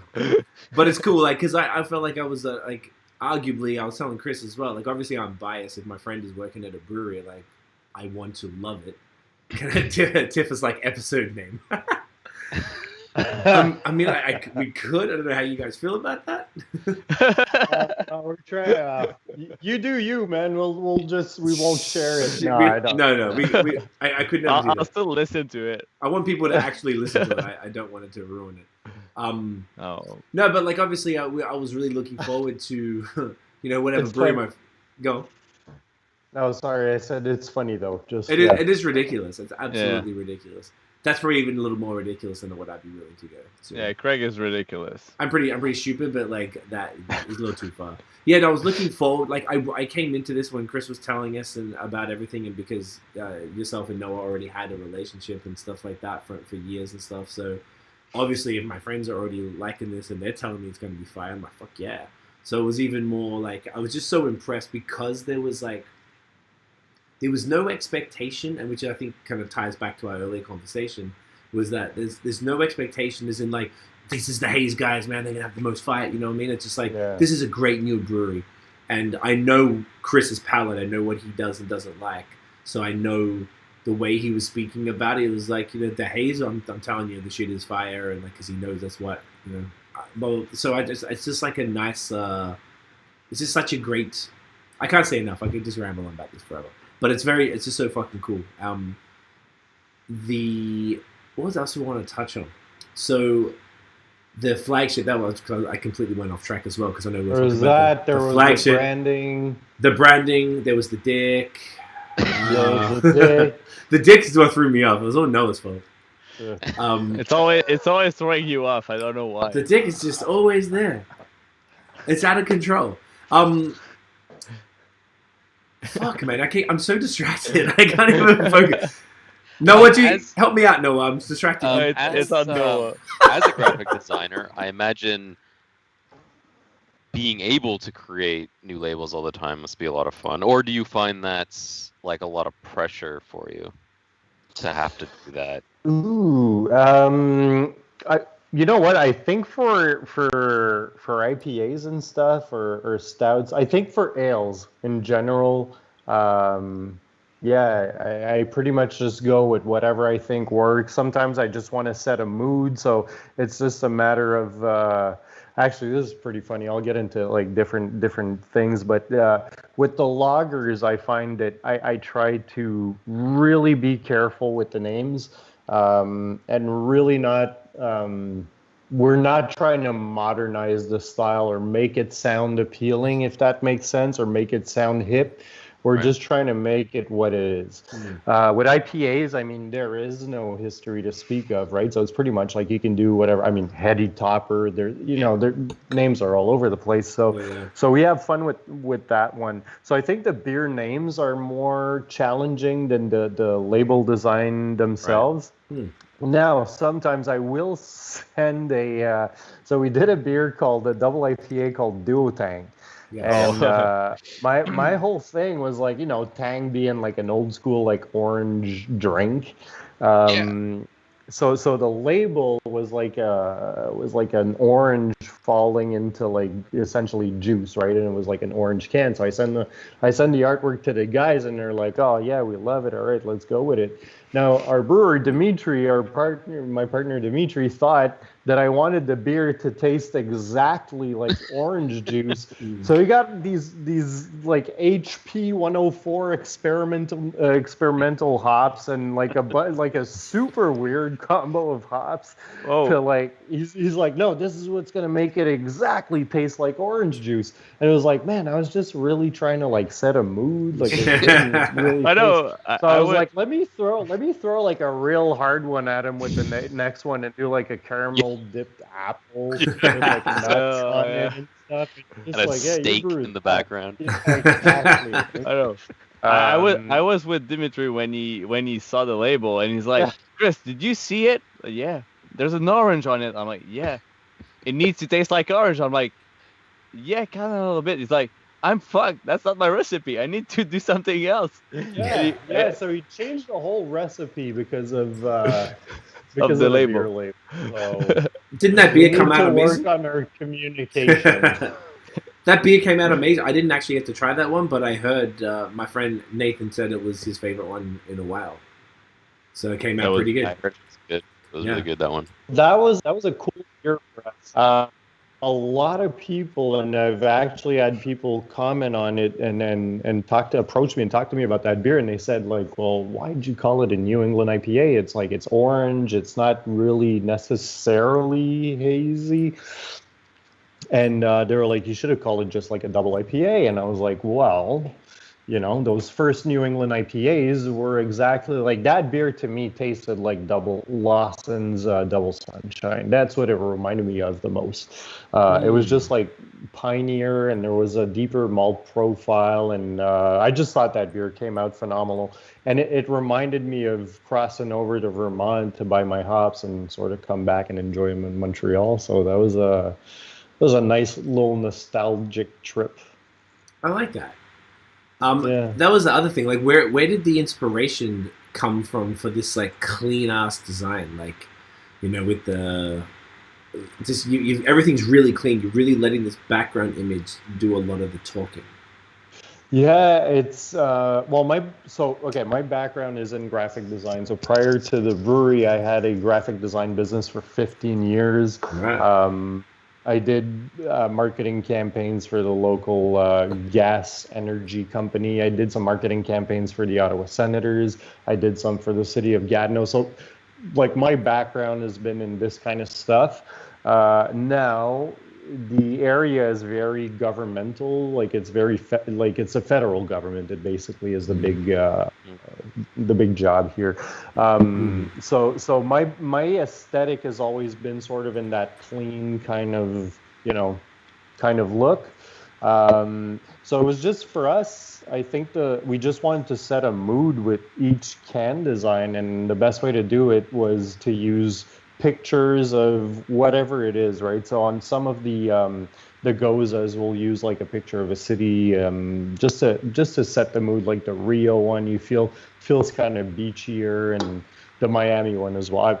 They all feel beachy, but I mean they sort of represent their own little area. So yeah, it's just getting pictures and then getting fonts that sort of match that mood. Like Des Moines is it's a modern font designed like an old school font, so we wanted to be mindful of that. I mean, Mixtape looks like someone wrote on it, like they would have Mixtape. So very simple and clean aesthetic. We like our logo. We like I don't know how to say this in English, hiérarchie de l'information, the information hierarchy that I say. So how the information is showcased, I guess. That would be a proper way to put that up. Yeah. The layout of the information. Mixtape, it's a New England IPA, 6.5%. There you go. That's it. And then you can go online to find out about the different hop combination. We're not going to, peacock that on every can. Not everybody cares, and usually they'll find out on social media anyway. So we like to keep the aesthetics clean, and the information is available to everywhere through different mediums. I like that. The other question I always had was, where's the name come from? So that's what I was about to say. Yeah. Okay. Good. Go ahead. Take it. No, but I want him to tell the story, not me. So it's named after Matthew Whitworth Elmer was the British what do they call him? Not ambassador, but the British Governor General to Canada, and he was commissioned in Elmer. What was unnamed before, I'm not sure what it was called before, but he was Lord Matthew Whitworth Elmer, 5th Baron Elmer. So his dad being the 4th Baron, his grandfather being the 3rd Baron, so on and so forth. And he was known to have really worked towards reconciliating the French and the English in Elmer. And Elmer is so Elmer is now part of Greater Gatineau, but it used to be its own city. And it was, I would say, about 60% Francophone, 40% Anglophone. So it's a very bilingual town. So we thought that was a neat story, and because our first focus was to be the sort of like the local brewery and really make sure our community has beer first and foremost, we thought that was a nice kind of tie-in with the name of the city and everything. I like that. That's cool. Yeah. I never. Actually, sorry if That's I right, may, please. logo is actually. Let me get that in. I'm not sure if it's focusing, but it's a 5. But it also works as a lowercase b and a crown with 3 points, because there's 3 of us in the project. So there's levels to this shit. as they say in hip hop. Layers, man, layers. layers Bars. after layers after layers. I love that Yeah. shit, man. I mean, that's You know, Jacob, that story sounds more sexy than the Wikipedia one you said the other day. What is it? What's the, yeah. the time you guys were like finding a name and you weren't able to find a name, and then you guys just Wikipedia Elmer, and then Fifth Baron came out of like the Wikipedia search. Yeah. You ruined not- everything, It's Chris. not. It's not like. It's not a sexy story. Yeah. I don't think that there's a lot of breweries that have a sexy story behind their names. I just think it's cool to make your own story around it, and I think that's beautiful about Cinquième Baron, right? You have the logo, you have everything around it, the crown, the three guys behind it, and it showcases the passion behind the project, I guess, and also the community and how important it is to its own little town. Because if you guys haven't been to the brewery, Craig, you went, but that street in itself has its own thing in Gatineau. Like, you won't get the same spirit that you get on that street outside of Gatineau. I can guarantee you. And you're right across the river from Ottawa, and you still you won't get that same feeling. You're close to the water too. So I think that's something that we discussed a lot with Max. Also, people living next to water, they have something different. They have a very close relationship together. I don't know how to say it properly, but people living close to water, they're awesome. That's a really good point. I want to actually touch on the geography, because it seems like Gatineau is having a craft beer renaissance over the last few years. I don't know where it started, if it was Bar Canada that started it, and then it kind of seemed to have grown from there. Do you guys want to speak to, what the hell is going on? What's in the water, as you're talking about, Chris? Like, what the fuck is happening in Gatineau that there is so much fire beer coming out of that whole region right now? It's amazing. The funniest thing about Gatineau is that we've had breweries for a while. Like, BDT has been around. Yeah, Brassard has been there for I turned 18 years old when they opened. I'm 29 now, so 11 years old. Gainsborough came about probably 3 years after. There was another brewery that opened up, and it kind of started this way, but they all settled to be like that Blonde, Blanche, Russe, Stout breweries, and doing their own thing. And obviously it worked well within their own limit of where they are, and having the patio, the restaurants, and whatever, being some brew pubs. But after that, expanding outside of it, it took Bar Canada to open up and do Los Tabernacos and do the series of New England IPAs to kind of get all that running. And since then, it's just been that stream of constant new breweries coming up with Sammy and Gallicus and the guys at La Derive that are just amazing. But all that just bring everyone to the table. And yes, obviously, a lot of them turn into New England IPAs to pay the bills at some point, but also do beers that do well outside of our own region.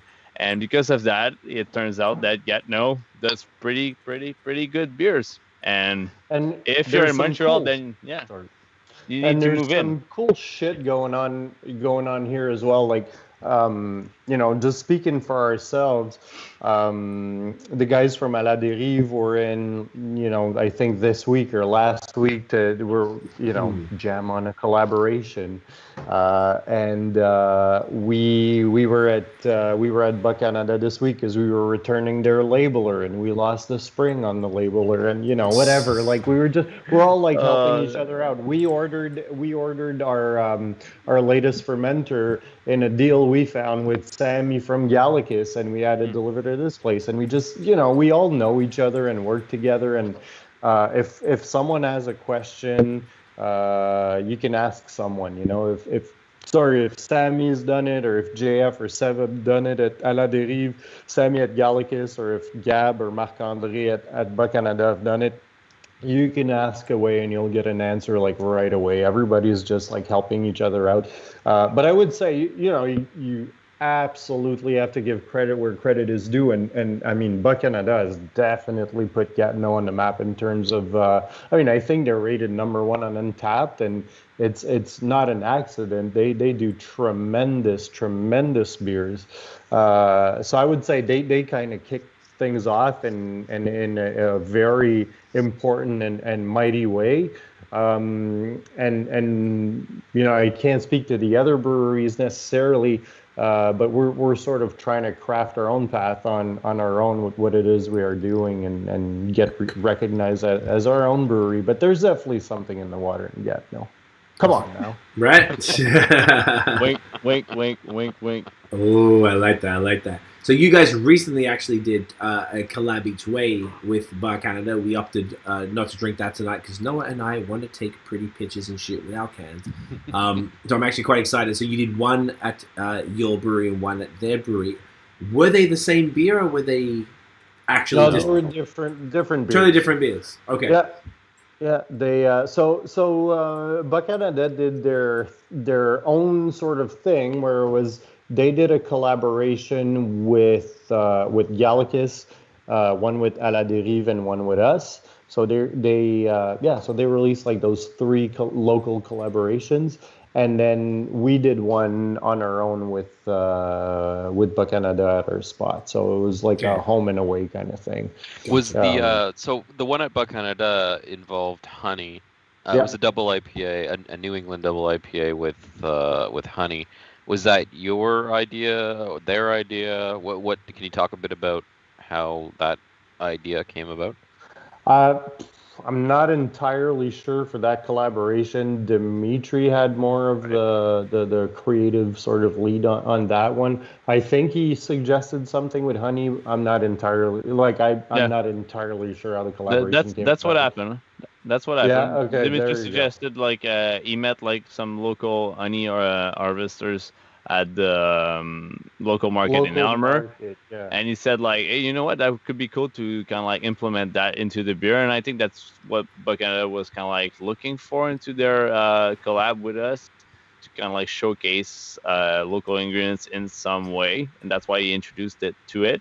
And I think he wasn't triggered by the fact that he could probably get some floral tones from the actual honey in there.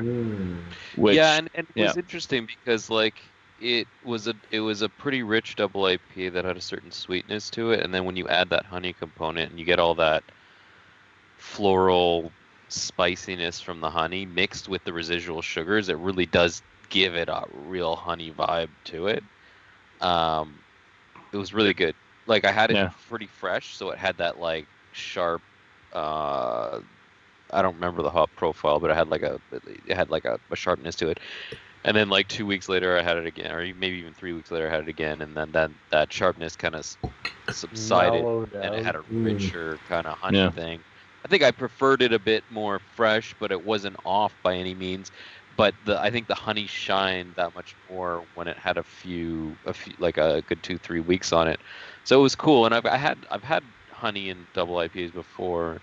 It's an interesting ingredient, and I find it almost comes through more in IPAs than it does in other beers. Where I've had in other beers where it's just kind of it's there, but I don't really get it. Yeah, even the lambic stuff with honey. Sometimes I find I'm really looking and reaching for there is a sweetness kind of. But you're right with the. Isn't it Anna that has honey, or which one has it honey? Could be, I think it's Anna. I don't really taste much of it. The Cutting Tiles series from Trillium. From Trillium is you definitely notice it. Same. We do a beer called Nectar with the same sort of concept, right? It's like wine juice basically, or grape juice.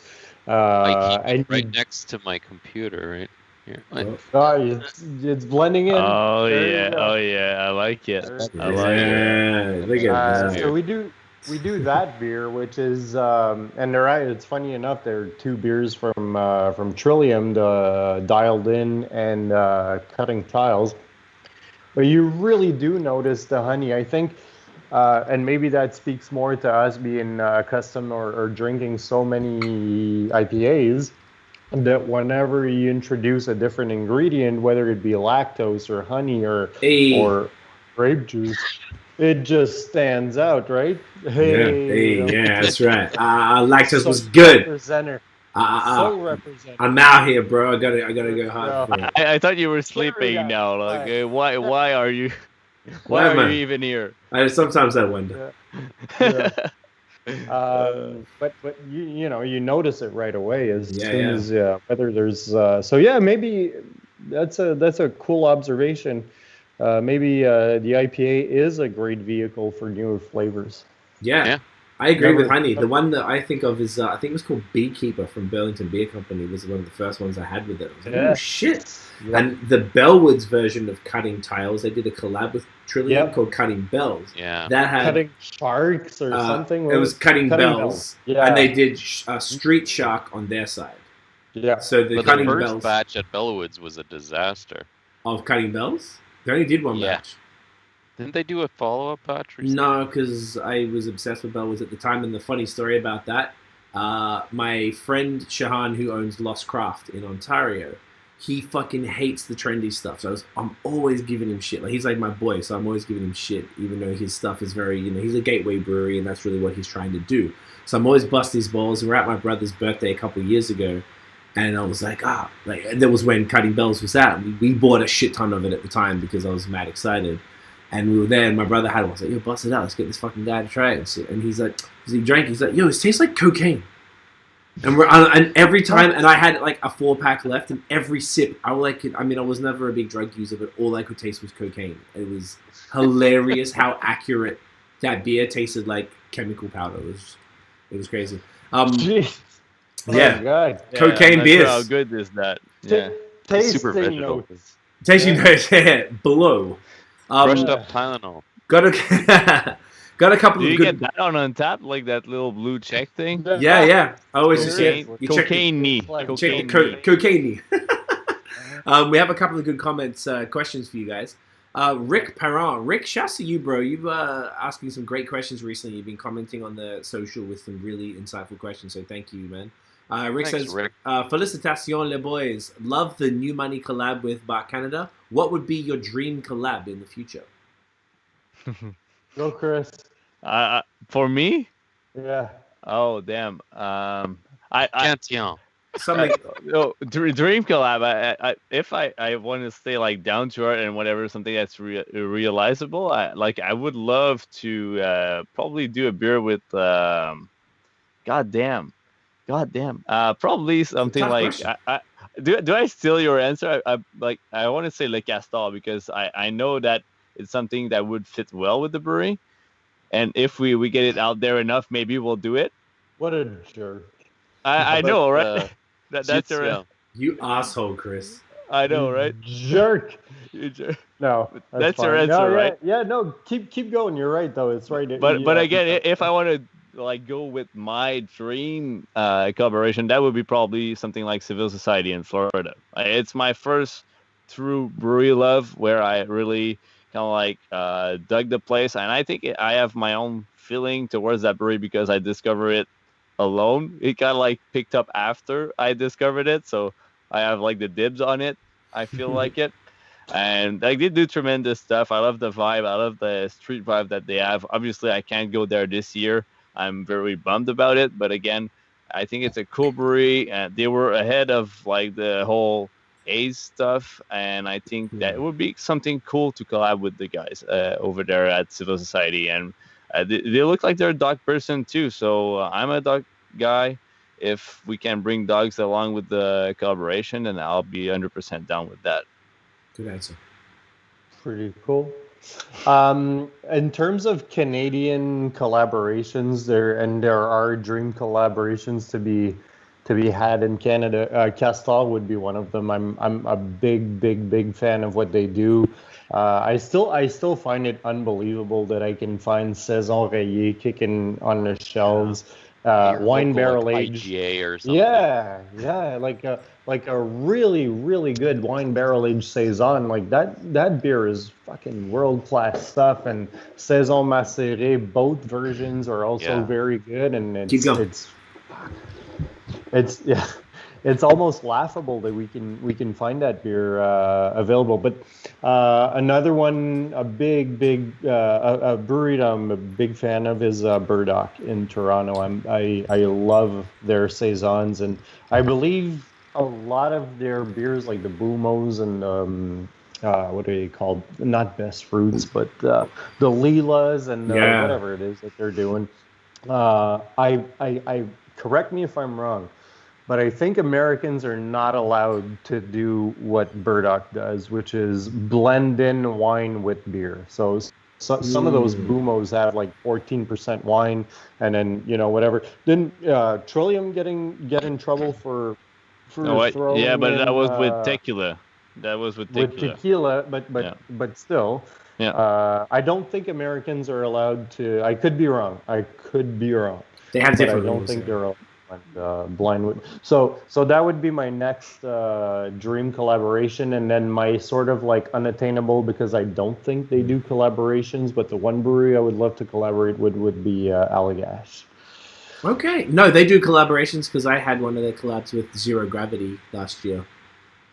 So there you go. It's It's possible. Allagash, slide in the thinking about Slide the DMs right now. I feel like when Paula Payton dumped what's his name? Robin Thicke. Robin Thicke. There you go. I feel like I have a chance now. Now, bro, you're basically in. Rick followed up, said big fan of La Castor as well. Wasn't expecting that answer, but that is fantastic. He also said favorite hop to work with, hardest to get a hold of. Good question. Favorite hop to work with? I'm gonna assume that he means IPA wise, because if not, I'd give like a boring answer like Saaz or something. But let's say we're doing it like new school. My favorite is Mosaic. Okay, good one. Yeah, super. Not a sexy pick, but yeah. A classic. What's the hardest to get a hold of? Probably Sabro or Nelson. Not Sabro. Nelson, I think, is, again, you'd have to ask the guys in production. Yeah. They're the guys fighting for that stuff. I think Nelson's the pain in the ass to get. Mm-hmm. Yeah. And then Tiff asked, I meant to ask who the producer for that amazing cured meat served on the meat and cheese platter on site was. The producer is, it's called Les Bûcherons in Mont-Laurier. Okay. Yeah, Les Bûcherons. Okay, I think we talked about where, but we didn't get the name. So there you go. Yeah. So totally worth a follow. They are a small production facility, small production team. So in our region, in Gatineau and Outaouais, I believe we are the only ones selling it. So we are the only ones selling it. Yeah, and the next one that we're receiving, Chris, is the Lucid Dream flavored one. I know. I'm excited about that. Eric sent me a message today, and he told me it was his favorite one yet. So. Speaking of that, I think that's the next beer, so we should grab that, and then we should definitely talk about what if you use this. I think actually this is familiar. Chris might have mentioned this to me, but I don't think I got like a lot of info on it. That's fucking cool, man. That you're actually taking a beer. Like the guy who came in with his dope sausages to complement your beer is now taking your beer and then making his dope sausages to therefore once again pair with probably the beer that he made it with, which is crazy. That's sick. Yeah, well, even the local chocolatier that was being, the chocolates were being sold this week. The caramel inside the chocolates were made with the same Lucid Dream beer. So amazing. We're trying to make it. Anyway, I'll go grab my stout. I'll be back in 2 minutes. Yeah, man, no problem. No, that's very, very cool. So, I don't know, Chris, you want to tell us what Lucid Dream is? So Lucid Dream is a breakfast stout, clocking at 8.5. I don't have the actual memory on it. You guys have the right 8.5? Yeah. And this time, it's the second time we're brewing, we did this beer. First time we did beans and recirculation into a propagator that we have at the brewery. So it's basically just a keg that we can plug into the fermenter and just recirculate the beer through it and infuse it, which takes a lot of time to do. But this time, when we did some coffee test at the coffee roaster, we tried some cold brews instead. And this is what we got into this specific Lucid Dream. And you can literally see a bigger improvement into the beer itself. I think that coffee just shines a lot more through with the aromas, the roastiness, brings out a little bit of the chocolate at the same time, but also less bitterness coming from the coffee. Usually that's something that you do get a lot more, I think, with breakfast stouts and whatever, because coffee is bitter, so you do get bitterness from the coffee itself. But having cold brew kind of like undercuts that bitterness and brings out like that obviously cold brew vibe, but more on the espresso roasty, kind of like a little earthy feel, but it kind of like makes the dark chocolate shines a bit more into the beer, which like obviously there's no chocolate in there, but makes it taste like it, right? Right. That's sick. So this one is motherfucker. It's definitely different to the last one. I always spill this shit, man. Yeah. Do you want a bit like a bib? A bib, like yeah, I'm gonna need one. Can I borrow your daughter's one, please? Yeah, I have some here. Thanks, man. Yeah, I'm gonna get one with Second bib. Baron logo on it. Yeah, please. Second Baron bib for kids. All right, I'm just gonna piss. Maybe Jacob as well. Chris has told us about this beer. Do you want to maybe give us your take? Because Chris, I think you probably have to get your beer too. I know, but I can't have a talk with Noah at the same time, so you can leave. I miss him a little bit, so we'll chat a little bit. I'll be back in a sec. You guys behave yourselves. There you go. Sexy time explosion, baby. Oh, the man is right there. Take on this beer. Well, I'll let you in on a little secret. I'm not the biggest stout guy. I'm not the biggest imperial stout guy in the world. Yeah, not anymore. You used to be. Yeah, I used big stout guy. Yeah, I used to. I mean, oh shit. You know what beer I really miss is the Imperial Russian Stout from Stone. From Stone. Yeah, I don't know if you guys remember that. Yeah, sure. Never got that. Yeah. Yeah, the last time the last batch of it or whatever they did, they sent it to the LCBO, and I'm still kicking myself for not picking up more of that beer. That was really good. Getting it at the LCBO. No, I failed on that. This cat won't leave me alone. Yeah, your cat keeps disappearing on your background and sometimes popping up. She jumps on my back. She does this all day at work. She's obsessed with me. We're always obsessed with you, Noah. Is it a kitten or? No, she's full grown. She's a Cornish Rex, which is a breed of cat that only has an undercoat, not an overcoat. Okay. And they tend to be a bit smaller too. So she's just she's full grown. She's just small. And she's obsessed with me. I have 3 of them. You're now at 3? You got another one? She's my newest one. Damn, you're like the DJ Khaled of cats. Out of there. What glass is it you're drinking out of, Noah? Oh, you mean this? I can't see it. God damn it. Leaking shit all over the place. Jesus Christ. They leaked it at hour 3 of their podcast 2 episodes ago. What did we leak? This. Noah's NHL jersey logo. Oh, dang. Yeah. Can we talk? I wanted to go into it, but I wasn't sure how appropriate it was. Are we allowed to talk about anything, or I'm leaving the thing to get my beer. Okay, back. Go for it. Okay, bye. Bye, Chris. Love you, Chris. Bye. No, we can get into it. No, that was actually a funny story. Talk about it. Yeah, I'm totally fine with talking about it. So yeah, I'd say probably about 5 years ago or 6 years ago, I had a friend redo not redo. I didn't have a logo for Beerism. It must have been like, I don't know, 3 years into Beerism or whatever.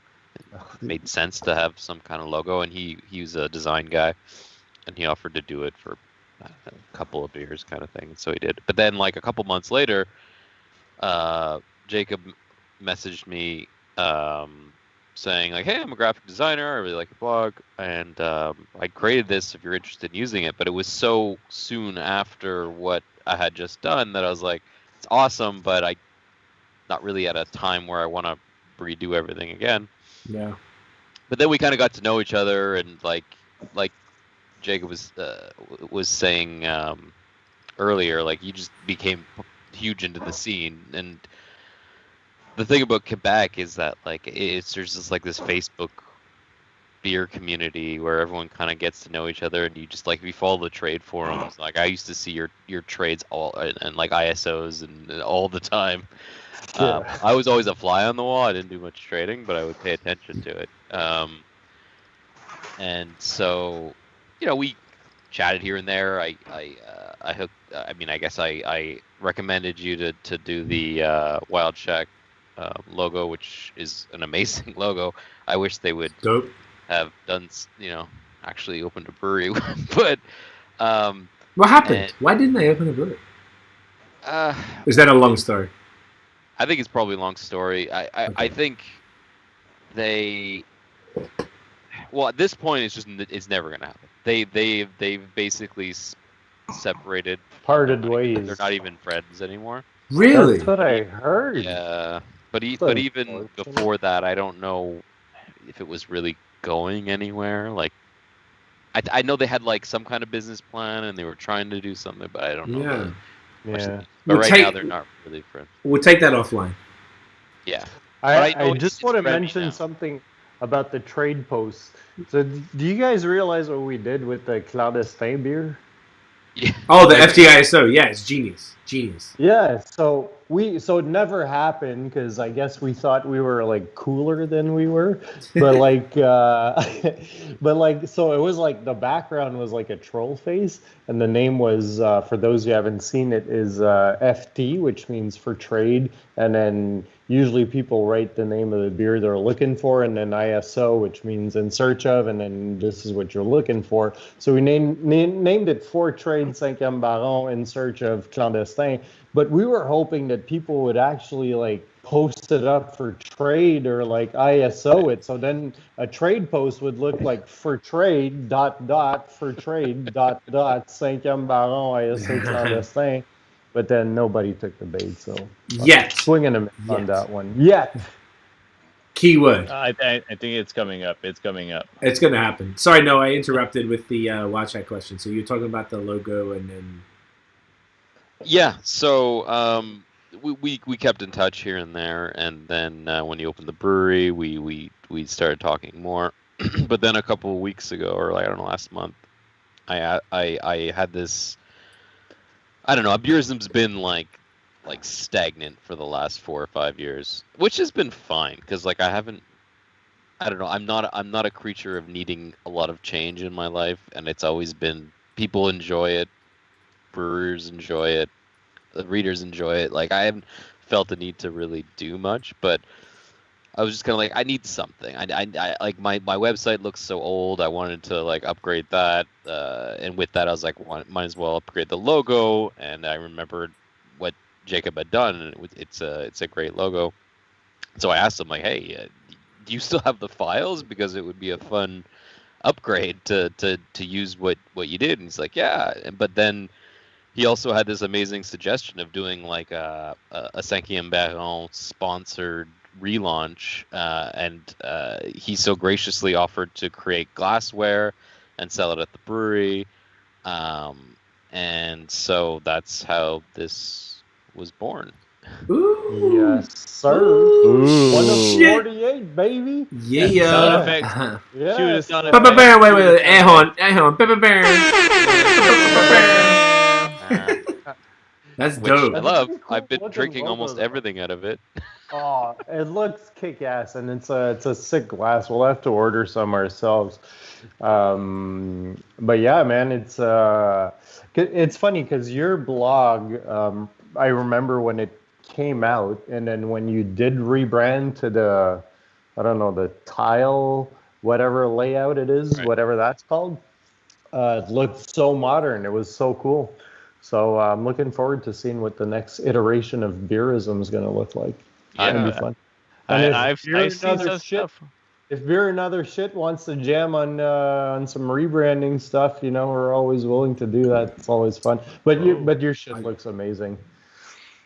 Yeah, But man, you killed it. everybody's shit looks amazing. I mean, I think it's really cool. It made me very happy because for the same thing, like Noah, since I've known him, has been like the guy, like Chris, we always talked about that. We always like looked up to Noah as like the dude who was like, I think we got into beer at the same time, but Noah's doing it at the level with the blog from much earlier than we were.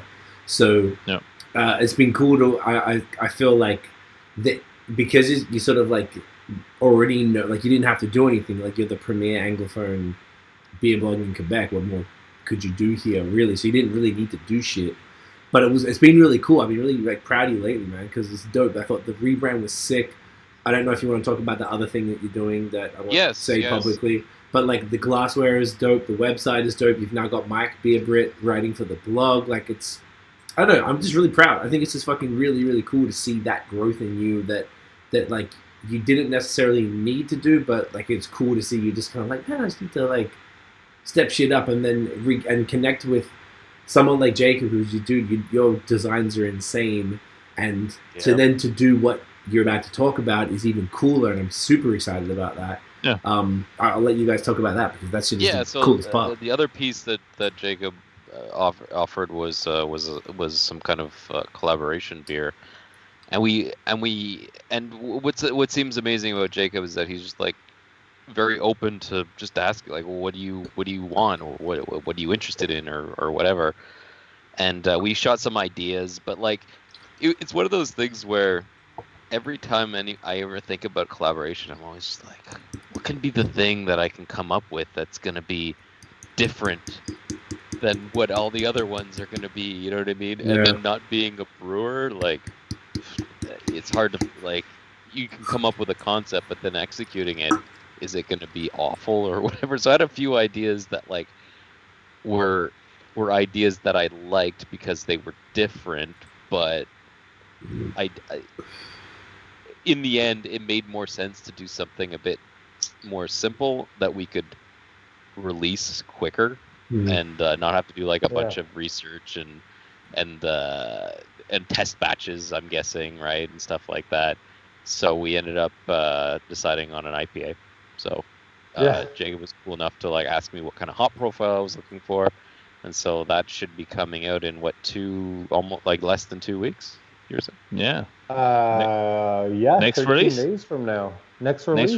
Next release we got so we got that one coming out, and then 2 others. So we got it's a 3 beer release next one, but the Hopism one, I mean, and to sort of like touch on what Craig was saying, anyway, I'll ask Craig after, but it's a huge testament to your work on the Quebec beer scene and what you've been doing, because you've been doing it for a while, man. Like it's almost 10 years. It's been it's been a trip following you and the growth of the website and the posts and the pictures, and I mean, your pictures are associated with so many beers being released in Quebec now. It's crazy, man. So it's a huge testament to the work you're doing, and we're happy to be doing that with you for sure. And it's a fun way to collaborate, not only like on the beer, but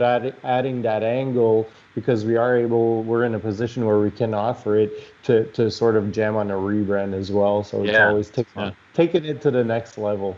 It's a long time coming for you, Noah, I guess, because like you've been, like, without you we wouldn't really be at the level we are, I guess, because I remember like the first interactions that we had together back when Trois Mousquetaires released their IPA. Like, we're speaking like pre Épisodes Nord-Est days.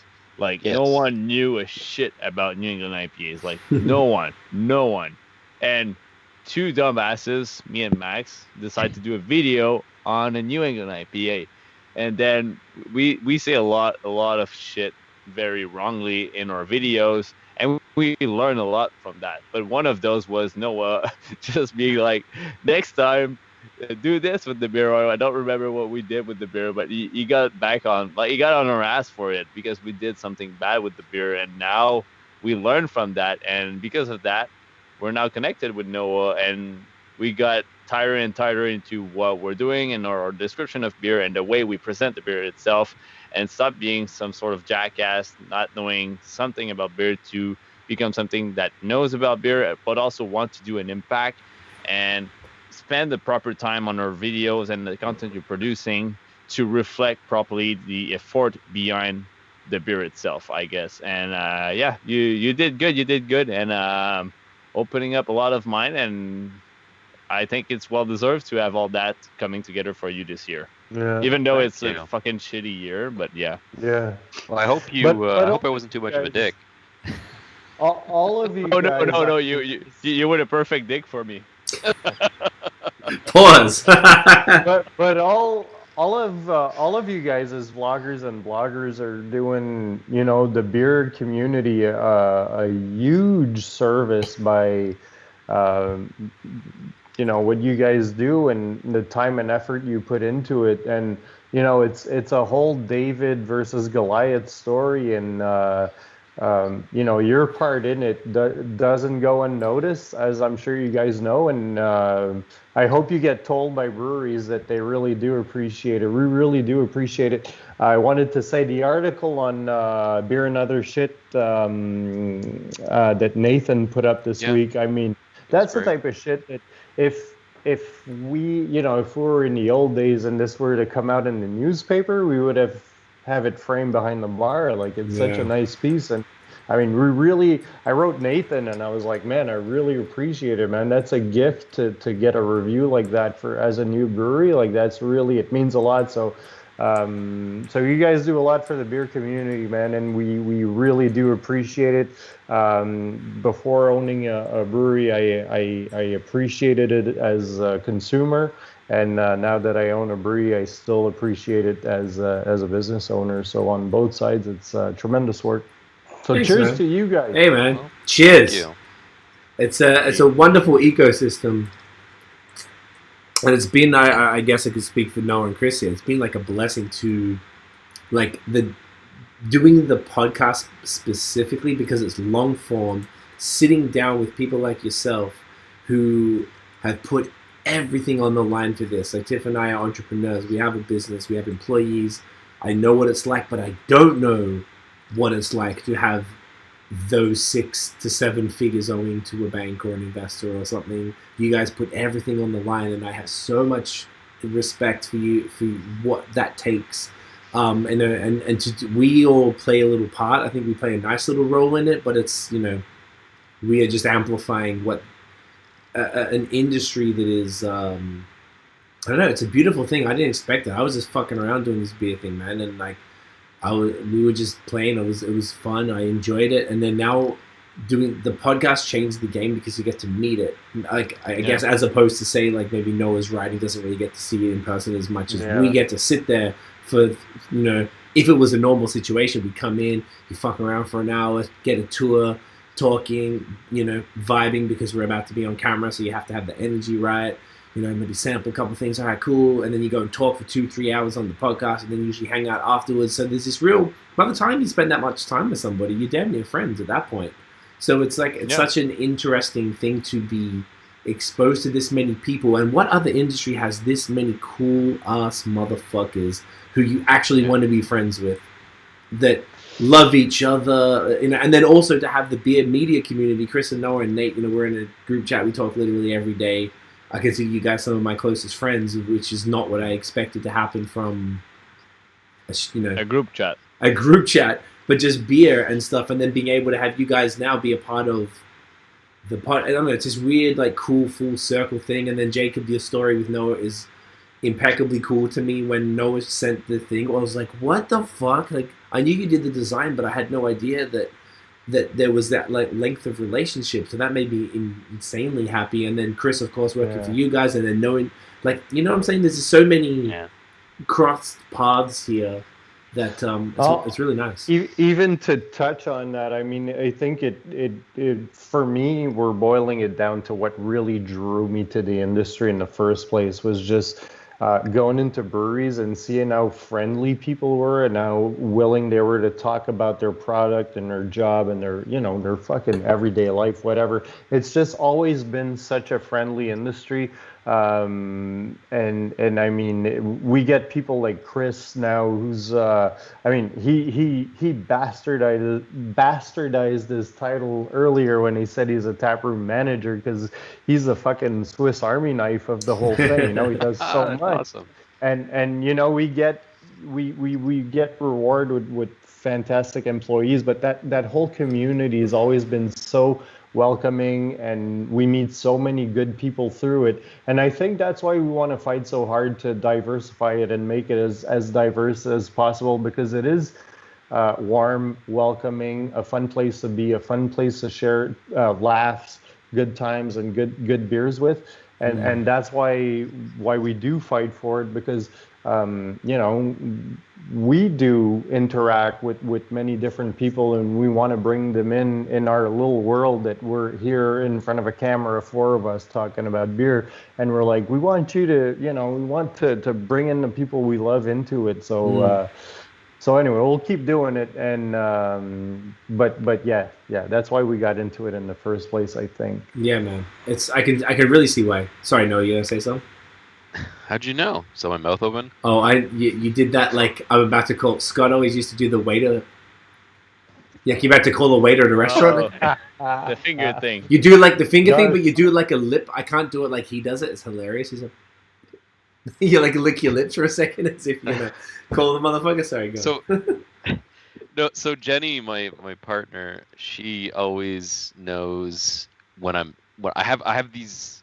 I don't know if probably other people do this too, but I do it a lot where I have conversations with myself in my head. It's like I'm practicing talking to somebody in my head. Always. And she always catches me on it because I just do these like subtle like hand movements, like I'm making Oh no! in Like my the mind. flute, like you're playing the flute. Yeah. Right. That- more that's- like Could be a how I- clarinet. I'm just lifting my hands because you can't see them down here, but they're Yeah. usually on my lap, and I'm just going like or something. But anyway, all I wanted to say was we didn't talk about this beer. We talked about it. Chris talked about how it was created, but I want to talk about how good it is because Yeah, it's this is exceptional. fucking phenomenal. And Yeah. it could be because of all the love vibe that we're having. It could be because I have 2 beers ahead More of it. love. Who knows?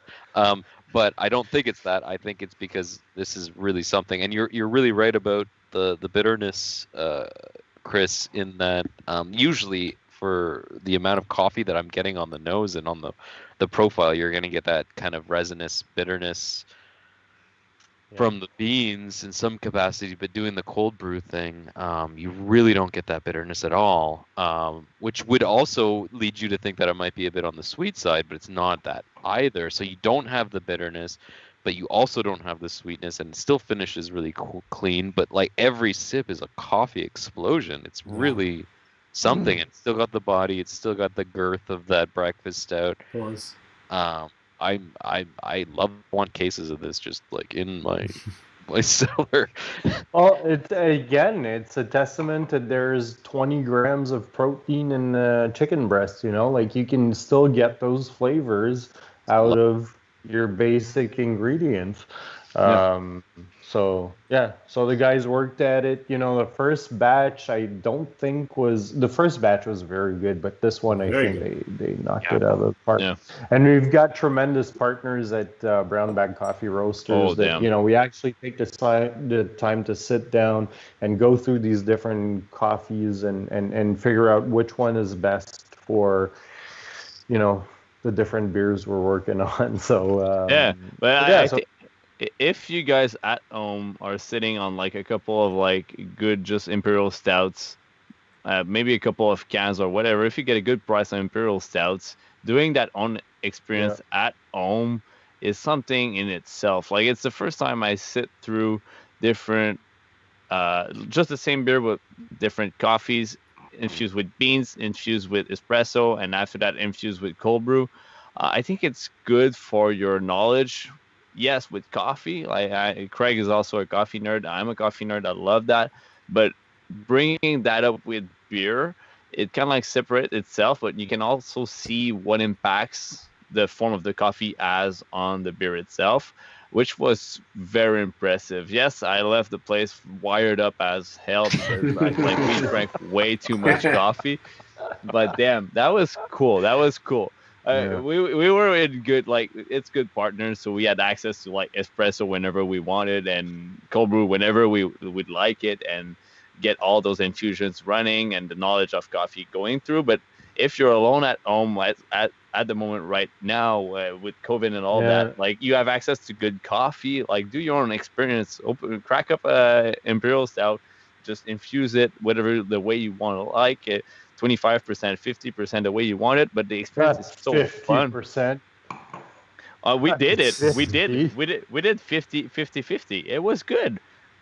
And you were up for like 48 hours straight. So, no, but it's true. It's definitely something you sit down, you do the work, you don't just guesstimate, what sort goes where, and you do the work properly and you get the results. But it's with coffee, it's always a fucking trip. Right. Because you leave those testing sessions wired. Woo! Oh, damn. Everyone's got so much to say.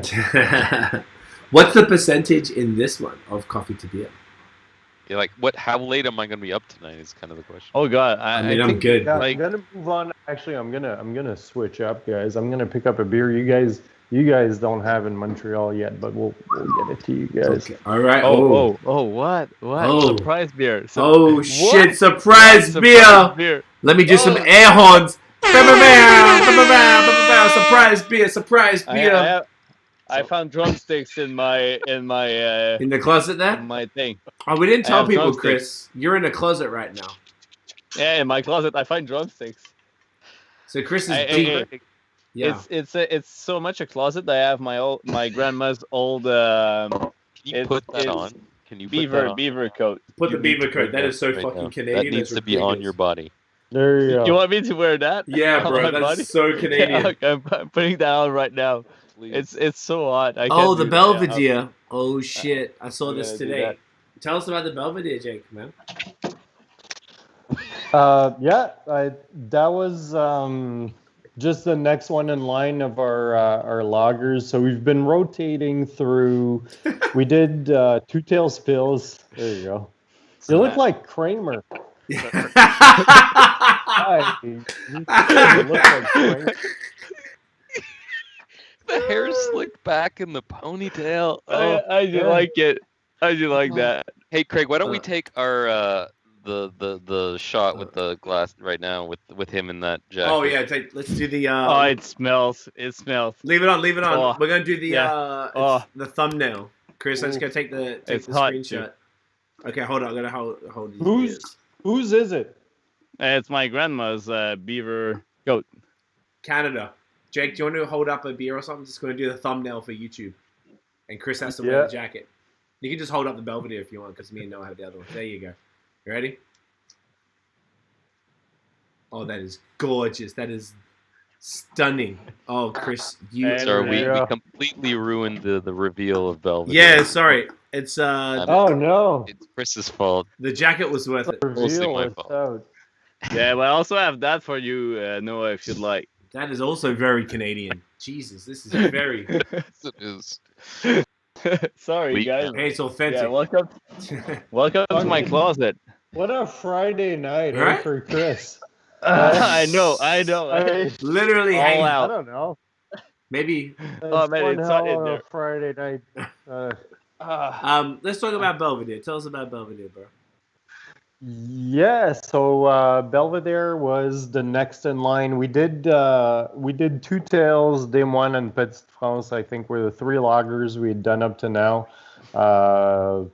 Not true. We did some IPLs, but I mean, we did IPLs. But this is the traditional. So again, super traditional Vienna lager, copper color, caramel notes, dried fruits, slightly roasted malts, perfect carbonation, perfect body. This is, I mean, for us, it's the lager we want to be drinking right now. We would have, ideally, it would have released 2-3 weeks ago, but it's the lager we want to be drinking right now. Next one in line is going to be our Schwartz beer. Yes. So black lagers. So it's a amazing. great beer. Yeah. Who else is making Vienna lagers? We were Vruden. we actually. Who? I think Vruden maybe, because Vruden do a lot of the Vruden, the German stuff. And it's not too many. Vienna lagers. I'm trying to think. They're red. They're Russ. It's a Vienna lager, but they brand it as a red ale. So I'm trying to think where else I saw one. The fact that all of us have to like literally look to the side and rack our brains. Yeah. Oh, you know who did one is they're on the list that you sent me last night, Craig. Oh. We both got their packages Livingston. a couple times. Yes. Livingston. Oh, no. Such a nice guy. Have you guys met him? No, but Trevor, right? Does seem. Yeah, Trevor Livingston. Yeah. And his brewery. Have you seen his Instagram page? Yes. Oh, damn, it's gorgeous. That's a beautiful, beautiful tap room. Absolutely beautiful tap room. Super nice guy as well. They're in a small, I forget, what's the name of the place, Chris? Oh, it starts with C. Right? It's not Covey. It's not. It's Covey not, Hill. It's not that No? far away from Montreal, I guess. I think. It's in the if I'm not wrong. townships. I think it's Eastern Township. Yeah, it's Eastern Townships, but not that far. I'll take a look. Yeah. I swear it was Covey Hill because I've done 1 minute beer reviews before and I always fuck it up because I don't look at where it is. Yeah, Covey Hill. Oh, Hill. Hinchinbrook. Hinchinbrook. I don't even know. Bro. We're getting all kinds of false information. I feel. This is from Google now. This is from Google. Fake news? Are we talking about that right now? Oh, it's not far at all. It's not far from it's right near the border. Not far from Salaberry, the Valley Field. Oh yeah, they're like. Oh okay, I see where they are. But look at their tap room. Their tap room is a work of art. Yeah. I never seen that shit. Yeah, they're not that far from me actually. And there's it's their local brewery. Noah, wake up. I think. Yeah. I wish I had a local brewery. No, but I think the land belonged to the family for a long time. Yeah. And then there was a barn, and then Trevor wanted to do a brewery in the barn, and then they renovated it. Him and his wife. Anyway, super nice guy, super nice spot. We have he swung by the brewery right when we opened and dropped off a couple of beers and good stuff. Nice guy and beautiful tap. Yeah, it looks really pretty. Jeez, I never actually looked at these before. Yeah, it's unbelievable. It's a big bond with Craig, step your game up. Craig. Sorry, bro. If he had farm to table dinners or something, that would be a really nice evening out. Yeah, man. Cheese platters from the farm and yeah. And they do a lot of traditional. Oh, I'd love a cheese platter right now. Ooh, fuck! I want some of those sausages. Chris and his cheese. Oh man, Chris is obsessed. Cheese. Oh man, I'm obsessed with cheese. But it's so good. Hey, it's so good. What's a key ingredient of cheese? Processed milk. Processed milk. A product of milk, huh? I'll think about it. It'll come to me. I'm sure. Yeah, it'll hit you. Yeah. So Vienna lagers. That's what we're talking about. Yeah, exactly. Yeah. So how about a Vienna lager with lactose? Boom. There you go. There you go. 2 shots of cream. That's what you want. Boom. Oh yeah, with 2 shots of cream. Why not? Of cream in your Vienna lager. You're onto something, my man. Then you boil it in a big pot and yeah. You get yourself some shitty drink to Yeah, I for was yourself. going nowhere fast with that one. Wow, you But guys no, are just. they're super cool beers, man. Yeah. I don't know why we're struggling to find breweries that are making those beers. They're fantastic. Yeah. We go to Stowe. We try actually. That's why we're going to a cottage tomorrow. It's because it's our engagement anniversary. Nice. And we got engaged in Stowe, Vermont. Yes. Which is a beautiful Love place, that you guys, I'm sure. And we got engaged at Von Trapp. I know that. I Lodge, love Von Trapp. It's the best. right? Yes. And the breweries, like they make a fantastic Vienna lager. Out of control. They make great lagers in general, but the last time I went to Stowe, crossing back into Quebec, you're only allowed like a shitty amount of beer back in, like 8 point whatever it is, and usually when I'd cross into Vermont, I'd bring back a bunch of IPAs and whatever, like the barrel-aged 1050s and whatever you can get your hands on. And then the last trip we did, I only brought back a bunch of Von Trapps. Oh man. Yeah, and I was like, I can see why. Like, fuck yeah, man, that's super punk. Yes, I actually regret Super not. punk rock. Man, we were there literally the week before lockdown, and I regret because I had 3 cases already because I went and visited some friends, and they always like take care of me way too much. I wanted to get some Von Trapp and some Green State Lager from Zero Gravity, and I very much regret not got like. Von Trapp, we did a podcast with them last year or a couple of years ago. It was just, I couldn't believe it. It was insane. And I was almost vexed because they gave me a t-shirt, but they didn't give me any beers. I was like, fuck. I should have got some beers. But they what? Because we sat with Sam Von Trapp, who's the grandson of Maria Von Trapp, who Sound of Music is about. Yeah. He was such a lovely dude. And they gave me a t-shirt, but no beers to go. And I was like, fuck, I should have just bought it. I was mad disappointed because I didn't expect. This was like the beginning of my crispy awakening, I think. Like that shit for me was like I feel the same way, dude. Like every time I go there, I really like, because I have too much other stuff. I'm like, oh man, like even if we're there for a weekend and you're allowed the reasonable amount of beer. Do you know, by the way, the Money Zone? I got to go there. I take my hat off. I wear the glasses, look like a nice little boy. Tiff has her lucky red lipstick. And we have all the receipts, and she has them in her hand. And they go, what do you have in the car? Like, yeah, we went to Trader Joe's, and we have some beer. Some beer. You say some. And if they're in the mood, they'll ask you further questions. And you're like, oh, there's like, I don't know, 72 or something. I don't know, something like that. And like you just kind of make it up, and then you can kind of bluff your way through. So I think I know. Once I crossed the border, and I kept my receipt because that's what everyone always says. Keep the receipts. So I kept them, and then I crossed the border, and he's like, "Are you bringing something back home?" I'm like, "Yeah, beer." He's like, I have the receipt, and he's like, "Oh, I don't care." But I'm like, fine, okay, fuck off. I'm like, all right. It just depends on how busy. Yeah, man, you just got to get there. And you're like, thank you. It's because you were wearing that fur coat. Yeah, exactly. It's the beaver. So charmed by that. I know. They saw that he just couldn't handle it. And I just need you to go before I jump you and get on your day. No, but this episode has another word for mounted police, right? Such a lovely place. Von Trapp is such a lovely place, man. It's the best. I can't wait to go back. And they're one of those super underrated Vermont breweries. I find that they actually legit. So the story, apparently, I'm sure, and I have to find that podcast episode. I'd love to listen to it. But they originate from Austria. Yeah. They're actually the Von Trapps, right? And they moved, and that hill or that part of the mountain reminded them, or the view from the lodge reminded them of Austria, and that's why they opened up the lodge there. 100%. It's a phenomenal place, and it's a super slept on brewery in Vermont, I find. Yep. And I hope as people get to appreciate lagers more, they'll hit that spot more, because it's an experience. It's a trip going there. The food is amazing too. Just the whole vibe. It's got that ski lodge vibe with the angled roof with the big beams, the huge wooden beams. The German food, the German like sausages and sandwiches and stuff. It was like Oh man, it's like fuck. Easy. I don't want to think about it too much because I'm not even like being ridiculous.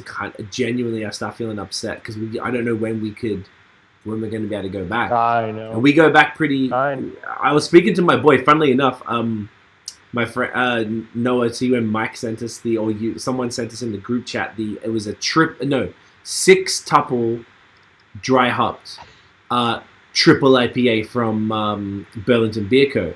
So my friend Rob, who's one of my best friends in Vermont, so we always go see him there. I sent it to him. He's like, "Yeah, I'm getting it in an hour," and then he was like, "I'll call you." So then I was in the middle of working out, and he FaceTimed me, and he poured the beer in front of me like a 6 times double dry hopped, whatever, 6 double dry hopped, and he's like, like he's like, "Bro, I'm gonna be done after this." It was just like made me even sadder to see Vermont because he was outside during the day. What was the ABV on that? 11. Like you need a monster. How 11.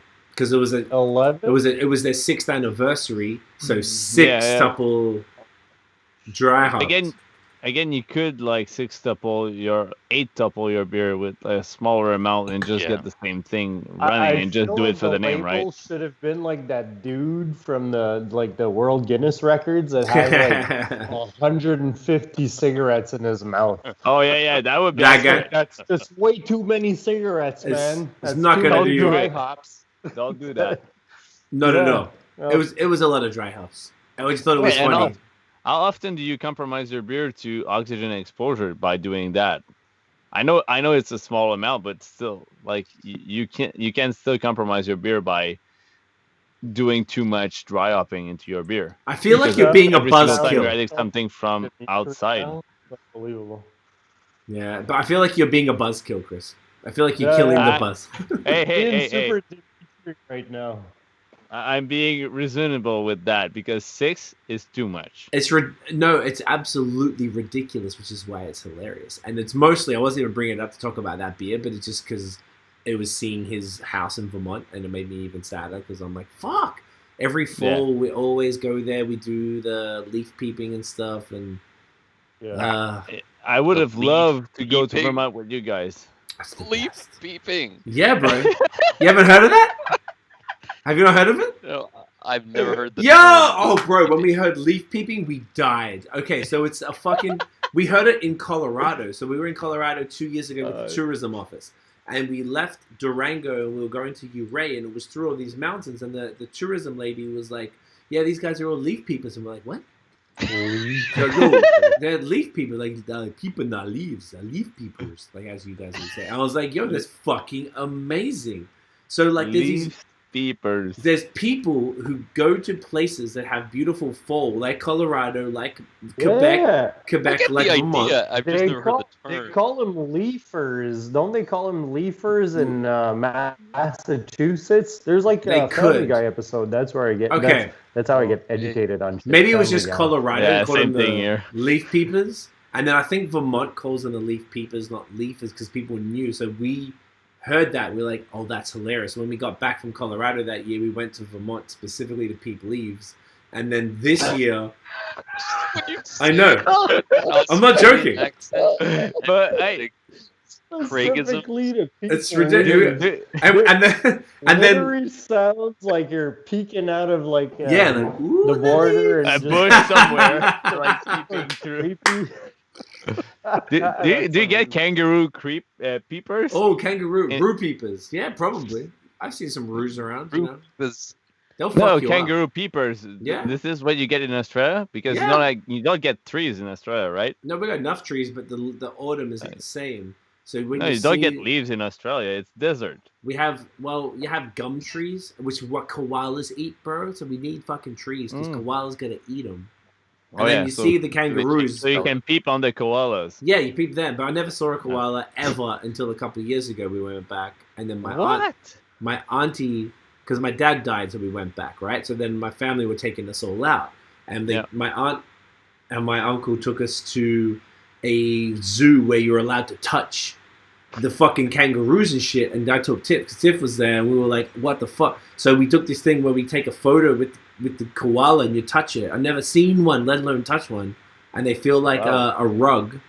and then they have this whole paddock of kangaroos that are tame. So you pay, and it's like a couple bucks for this little thing of feed. So you rock up. These motherfuckers, bro, I'm 5'11". They are taller than me. And you come up and like, what's up? And you're like, hey, man, I got some food for you. And they get their claws that are as big as your finger, and they get it on your hand, and they're like, I'm like, yo, you could kill me in a second, but they don't kill you. They're chilling. And then you take some photos and stuff. Yeah. And it's very intense. It's really. We need to get Craig to Parc Omega in Montebello in our region. Holy shit, that would be to an see- amazing episode. What is that? Like, yeah. What is it? It's a park that you can like you drive around and there's like Quebec wild animals you can feed, and Okay. they get their full heads into your car and lick stuff and get carrots in your car. And after that you can walk out and like there's wolves and whatever. So You can't walk out. You can't walk out. yeah, there's a part you can walk out and feed. No, But they're deer. like they're Yeah, sectioned yeah. off at that. No, point. there's you can't walk out of your car and go fuck around with wolves. No, not the wolves, not the You wolves. get to wrestle the wolves as part of It's the like Yeah. chickens. It's not even the same part. Like, No. it's not- But yeah.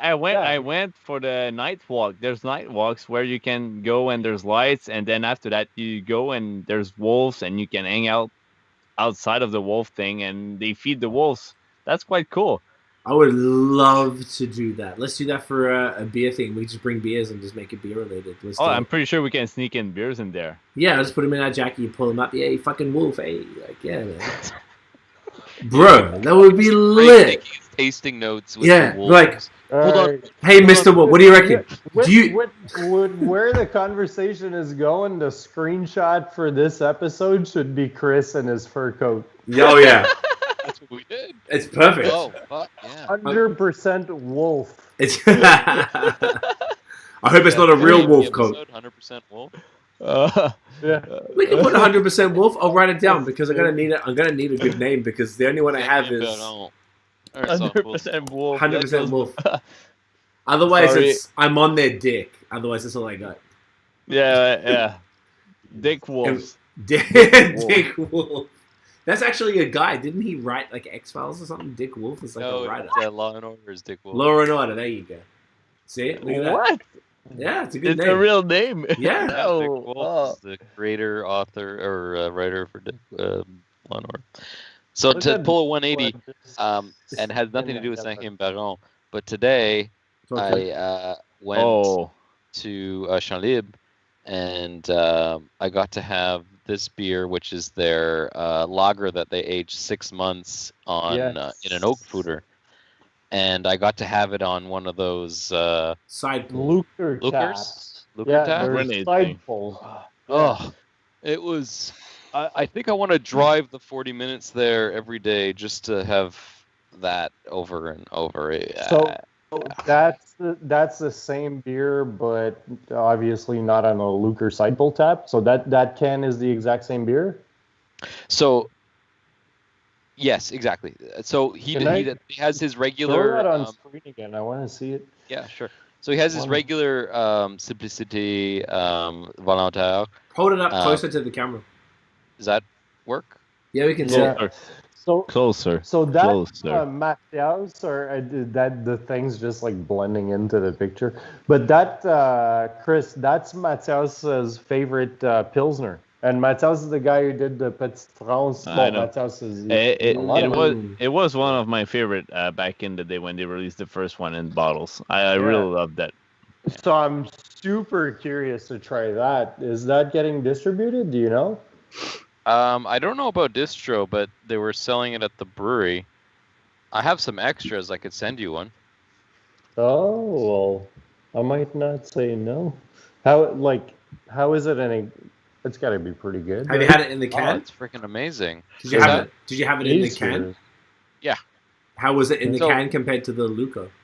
So I had it on Luca, I don't know, like noon today, and then I came home and I cracked open the can. They were a bit different, but it was still great. I loved it. Yeah. And yeah, you can't replicate Lucre into cans. Like it's impossible. Yeah. It's like nitro on nitro. It's like double nitro on filters. Yeah. I there's no way to describe it. We got it at the brewery. and we have the Petite France on it. And like every single time we're pouring a beer ourselves, it's just a different experience. Like depending on the angle you pour the beer and how many foam you get in, how many liquid you get out, like it's so much different every single time. And like it's sad because we got the Lucre for a day before we got into Red Zone. So we were like one day of tap room with the Lucre, so not enough to train customers about it and talk about it, but it's still there. So enough so we can train or like tap room people to get used to it, to play with it, and ourselves to treat ourselves, I guess. Yeah. But for those who don't know what a Lucre tap is or a side pull tap is, it's a different tap handle to sort of, the goal is to sort of build a really dense head on top of the beer that will, compact into really mostly beer.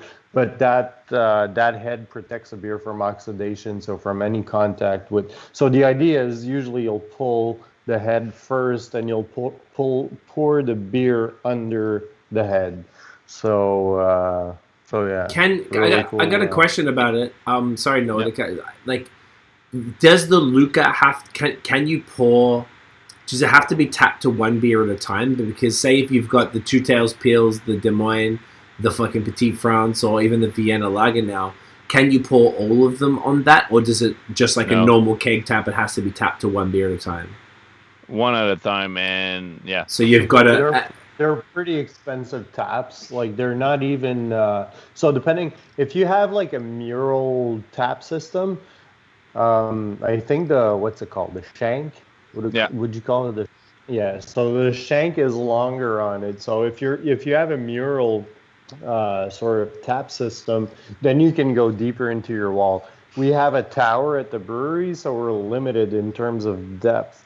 So we had drips on the floor. So it drips on the floor, and we had to get a special shank from the U.S. to work with the Czech tap. So anyway, it was a whole fucking pain. Yeah.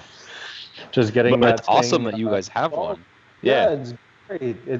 I mean, we're really putting a lot of time, effort, and love behind our lagers. So it's cool that we have it. Yeah, I want one right now. Just here talking about it, and I saw I saw Noah's photos today that he was sending. Just looking at that, and then I saw the photos that Chris was sending when you guys first got it, and man, I just that I had it the first time in Triple Crossing, actually in Richmond, Virginia. I didn't really know what it was. It was just this completely different like texture. You didn't really explain it. I was like, yo, this is fucking crazy, and I feel like it's become. Go on. No, I was just gonna say it was Alex that first introduced it to me the last time I was there, which when he gave me his this beer, but the non 6 month on oak barrel aged version, and I was in love. Like it has the only experience I have that's anything closer than that is when you pour something on nitro, and but it's not quite as aggressive. It's more subtle. It's just so creamy. Like you just have that big head, and then every sip is just this like wonderful creamy thing. But even with that creaminess, it's just it goes down so smooth. You could just like drink the beer in 5 seconds. That's how it feels. And then with this new oak version, and it actually is super subtle. Like you don't get a lot of the tannins. It's just super straightforward. He's really killing it with the lagers lately, I gotta say. He did a collaboration with this guy named Jason that we're friends with as well, who owns an IGA in the townships. And it was a Keller beer that he aged on oak for like 2 or 3 months, and so it had a bit of a maltier profile, and the tannins on that was a bit more aggressive, but it really worked wonderful as well. So he's doing a really good job with the lagers. So. He's been doing well since the beginning with lagers. Like the first versions of that beer was amazing, and when we did you remember last year, was it last year, the Farmhouse Festival that we did over there? Oh, it wasn't the summer that just passed. But yeah, it was the summer before. Yeah, exactly. And that, like, I had a couple over there too, and like, he's always been killing it this way. And I think I guess it's the downside of having all the A's hype coming up. It's that when something good in the crispy side of things happen, it just get overshadowed by all the hype that's coming from that other type of beer that's more popular in the market again. So it's funny actually, because I what you just said makes sense to me today. So this guy shows up because I was standing like at the outside with Alex, and he basically had this little like tent area where you'd go inside and place the order, and then you'd come out with your receipt, and then he would hand you the beers outside. I guess just to keep them cold or whatever, or just so that when people driving by, they saw that there was like something going on. And this guy is like, "Oh, I'm gonna run and get a 4-pack." And as he was walking in the door, I'm like, "Get an 8, get 8," because it was so good, and I had like a big mug of the pills. And he comes out, and he's like, "You know what? I did get 8 just because of you." And I'm like, "Awesome," but. He was talking. He was going in to get the New England IPA he was releasing, not the lager. So I was like, I didn't try the New England. I have no idea what that is. So he could be pissed right now. Get that lager. Get the lager, man. Oh, damn. I feel like with this, like the side pull thing, like I'm becoming more and more aware of it. Like I said, I tried it last summer for the first time. I think maybe Godspeed has one as well. Like, you guys now have... Suarez made it famous, too. Suarez was the one. I think Dan Suarez was the guy who was making those muffin tops, and everybody was just freaking out. Yes. Low-key was just doing it the old traditional way, and it all just blew our minds. But, kudos to him. Sorry, didn't mean to cut you off. No, not at all. Yeah. I'm really glad you mentioned that, because last August, prior to COVID, every August we go to Brooklyn for Afropunk. And we always do a Where to Drink Craft Beer in New York vlog. Last summer we went to Toast in Williamsburg, and I had the Suarez Pilsner on slow pour. So that means that they are actually making sure that when they send it out, they're sending it to bars that have a slow pour. I never had it. I think that was probably the second time I'd had it, which was pretty close. It was like a few weeks or a month later than when we went into Virginia. So it was like, I was just like, this is immaculate. Like, I just couldn't believe how crazy it was. So now I feel like Chris, you're saying as far as it getting hype, I think you're right, but I think it's not too far off and it's this ridiculous circle, just like all fashion and all trends and all anything are.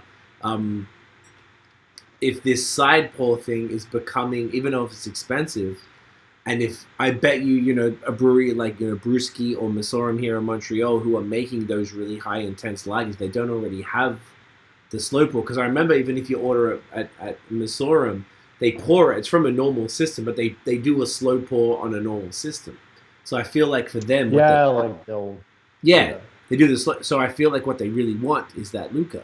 So that means I definitely foresee that becoming a much sought after thing once things get back to normal. Because obviously right now none of us can experience it, which actually really fucking sucks. But I wonder. This is probably maybe a question for either of you guys or anyone. Can just like you can put nitro in cans or bottles. Can you replicate a Luca in bottles or cans? I lost you for a couple of seconds. You lost me? I was saying, can you replicate a Luca pour in bottles or cans, just like you can have like a nitro, like left-hand milk stout in a bottle? Not that I'm aware of, and the trouble it was just to get it to like. The best comparison I can make is like going to Europe and bringing your plug, and you gotta deal with the whole fucking thing there, where it's like, and they have to deal with the whole different thing here, right? So that's sort of like the challenge we're facing. I think is we're not necessarily outfitted, or our tap systems aren't really outfitted for that exactly. It's a very niche thing. Yeah, but on that note, I think Luca right now is working on side pulls to fit the systems in America. Yeah. I think that's what our tap provider told us last time he came by. Yeah. Obviously, they're working on it, but it needs a lot of engineering around it to make it work. But hopefully, it's gonna be like available in the upcoming years, I guess, Yeah. for them. Because like he imported like 6 taps and they were already all sold out. 4. Shit. Yeah. 4. Yeah. That's We all. got to pick the first one. We Well, picked the first one. I think for him to order them in, they're $400 a tap. So then you got to factor in the installation, and then we had to get extra equipment. So it's a bit of an investment. But all that to say though that regular poured lagers are nothing to shit on either. Yeah. Yeah. Yeah. They're also pretty good. Yeah. Good point. Yeah. Good point. Yeah, because if you want that livelier carbonation and you want just like an easy drinking, not as I don't know. I find with like the more carb stuff, sometimes it feels lighter. Or it feels like fresher when I'm drinking it. And sometimes that's what I want. So the side pull is cool. It's really cool and it works for certain beers. And sometimes you're in the mood for it and sometimes you're not. But it's not the end all be all of fucking lagers. That's for sure. Okay. A regularly pulled lager is perfectly fine as well. It's that extra level of geekness and the novelty factor. But I mean, because I can totally see where the geeks are going to go next. It's going to be the lagers and it's going to be the side pull fucking muffin top. And, it's cool.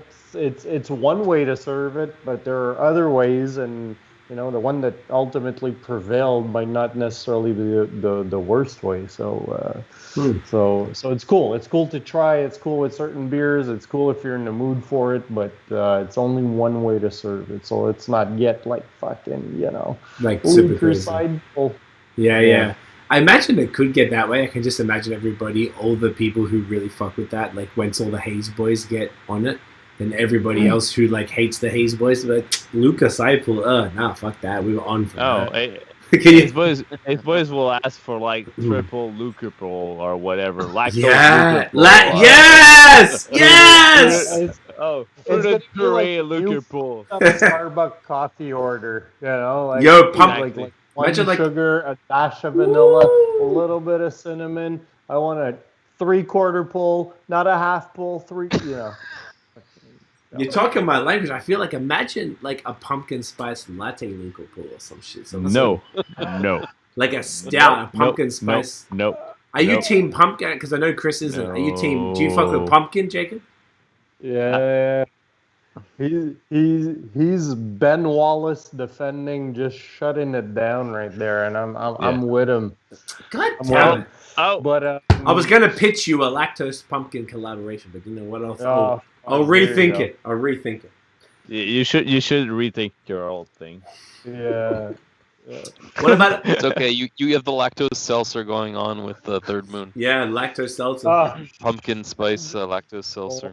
On Luca. Oh. Imagine a hard seltzer on Luca. And you just call it buzzwords at that point.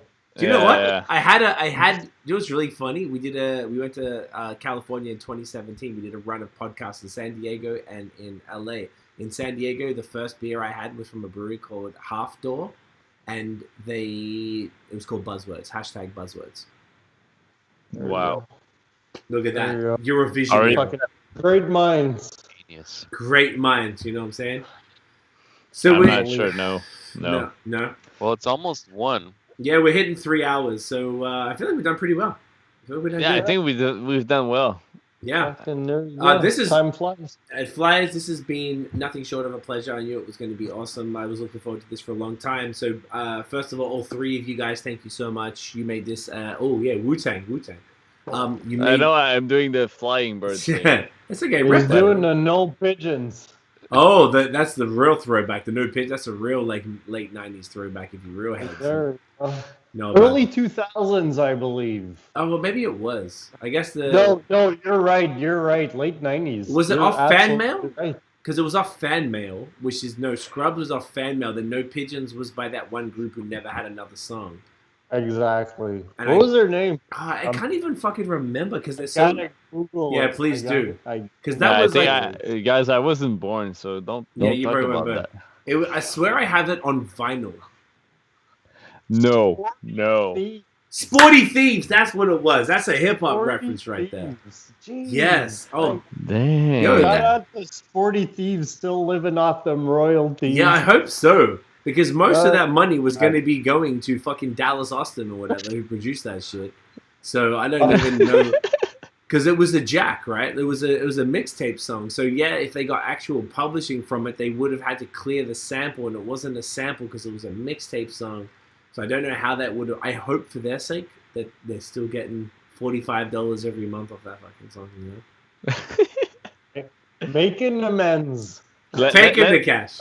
Let's make them appear on our next mixtape. Yo, I feel like I can make it happen. I feel like I can make some. There you go. I'll hit them up on The Sporty MySpace. Thieves. 5e Baron Sporty Thieves come back. Woo! The fucking. How do you go from the hottest single on the radio to a barcode on the side of a beer can? 101. What a it could be a pumpkin spice Luca Vienna Lager God with dang it. lactose.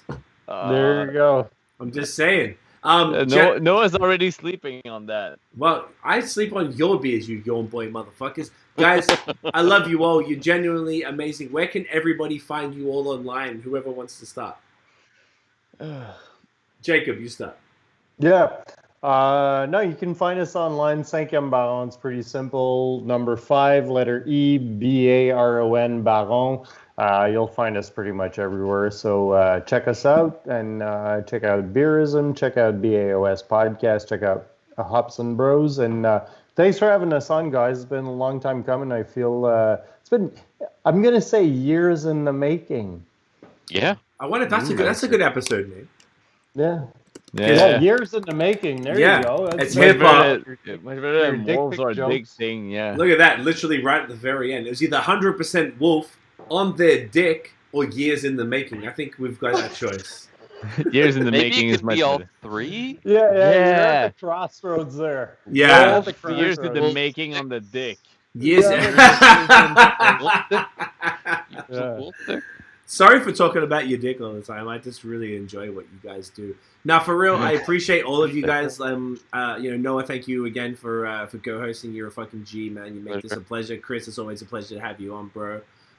Jacob, pleasure to actually talk to you in person here, or the closest thing to in person. I love everything about what you guys are doing. As we have said, I am firmly on your crotch region. I think it's just phenomenal. And if anyone hasn't tried your stuff, do whatever you can. If you have to trade, if you're in Montreal, and you can go buy it. You know, there's 90 cases in this bitch, and they will be regularly. But I just keep killing it, keep doing fantastic stuff. It's I could go all on it. But thank you for everything you guys do. I love it. I wish you immense success, and please let's keep doing this. If you guys ever want to come back on, holla. It's done. Let's go. Whatever you want to do, this platform is always yours. I want to be covering everything you do and. Letting the people know exactly what's popping with you guys, because it makes awesome. me very happy. A little bit of a hint. Maybe we'll have you on next time, right, Chris? Wink. Thank you very much, guys. We really appreciate everything you do for the beer industry, and it was a pleasure being on. So thanks, and let's do this again. Yeah, man. Fuck yeah. Sure. All right, I'll wrap this up. You guys stick on the Skype call just after I wrap this up as well. Yeah. So, guys, if you enjoyed the episode, smash the thumbs up, hit subscribe below, hit the notification bell so you know when the new drops. Follow us on social media at BOS Podcast, and check out the long form audio so you can hear extraordinarily attractive motherfuckers like the boys I've had on tonight. We'll see you in the next episode. We are back next Friday, probably at 8 p.m. We'll announce it online. We'll see you then. Guys, take it easy. Get in ya. Boom. All right. Live people, thank you. Rick, if you're still here, thank you for the comments. They were really insightful. Patty, Steph, everyone there. We will be back next week. Did you get a comment from Maximum Shock? Yes, I didn't read it out because I didn't know what it meant, because it looked like a little weird. So sometimes you get. Is it you? It's Jacob, did you get it? It says No, I didn't. static I wasn't fob. watching. No, the static fob said maximum shock. Is A that- little wink, wink at what's coming up. Oh, I got thought it. it was Did a you post that? Yeah, Did he you posted just that. post He posted that like 30 minutes ago. yeah. I didn't read it out. My man. My Wow. man. I thought My it was bad. I thought it was a troll, so I didn't read it out.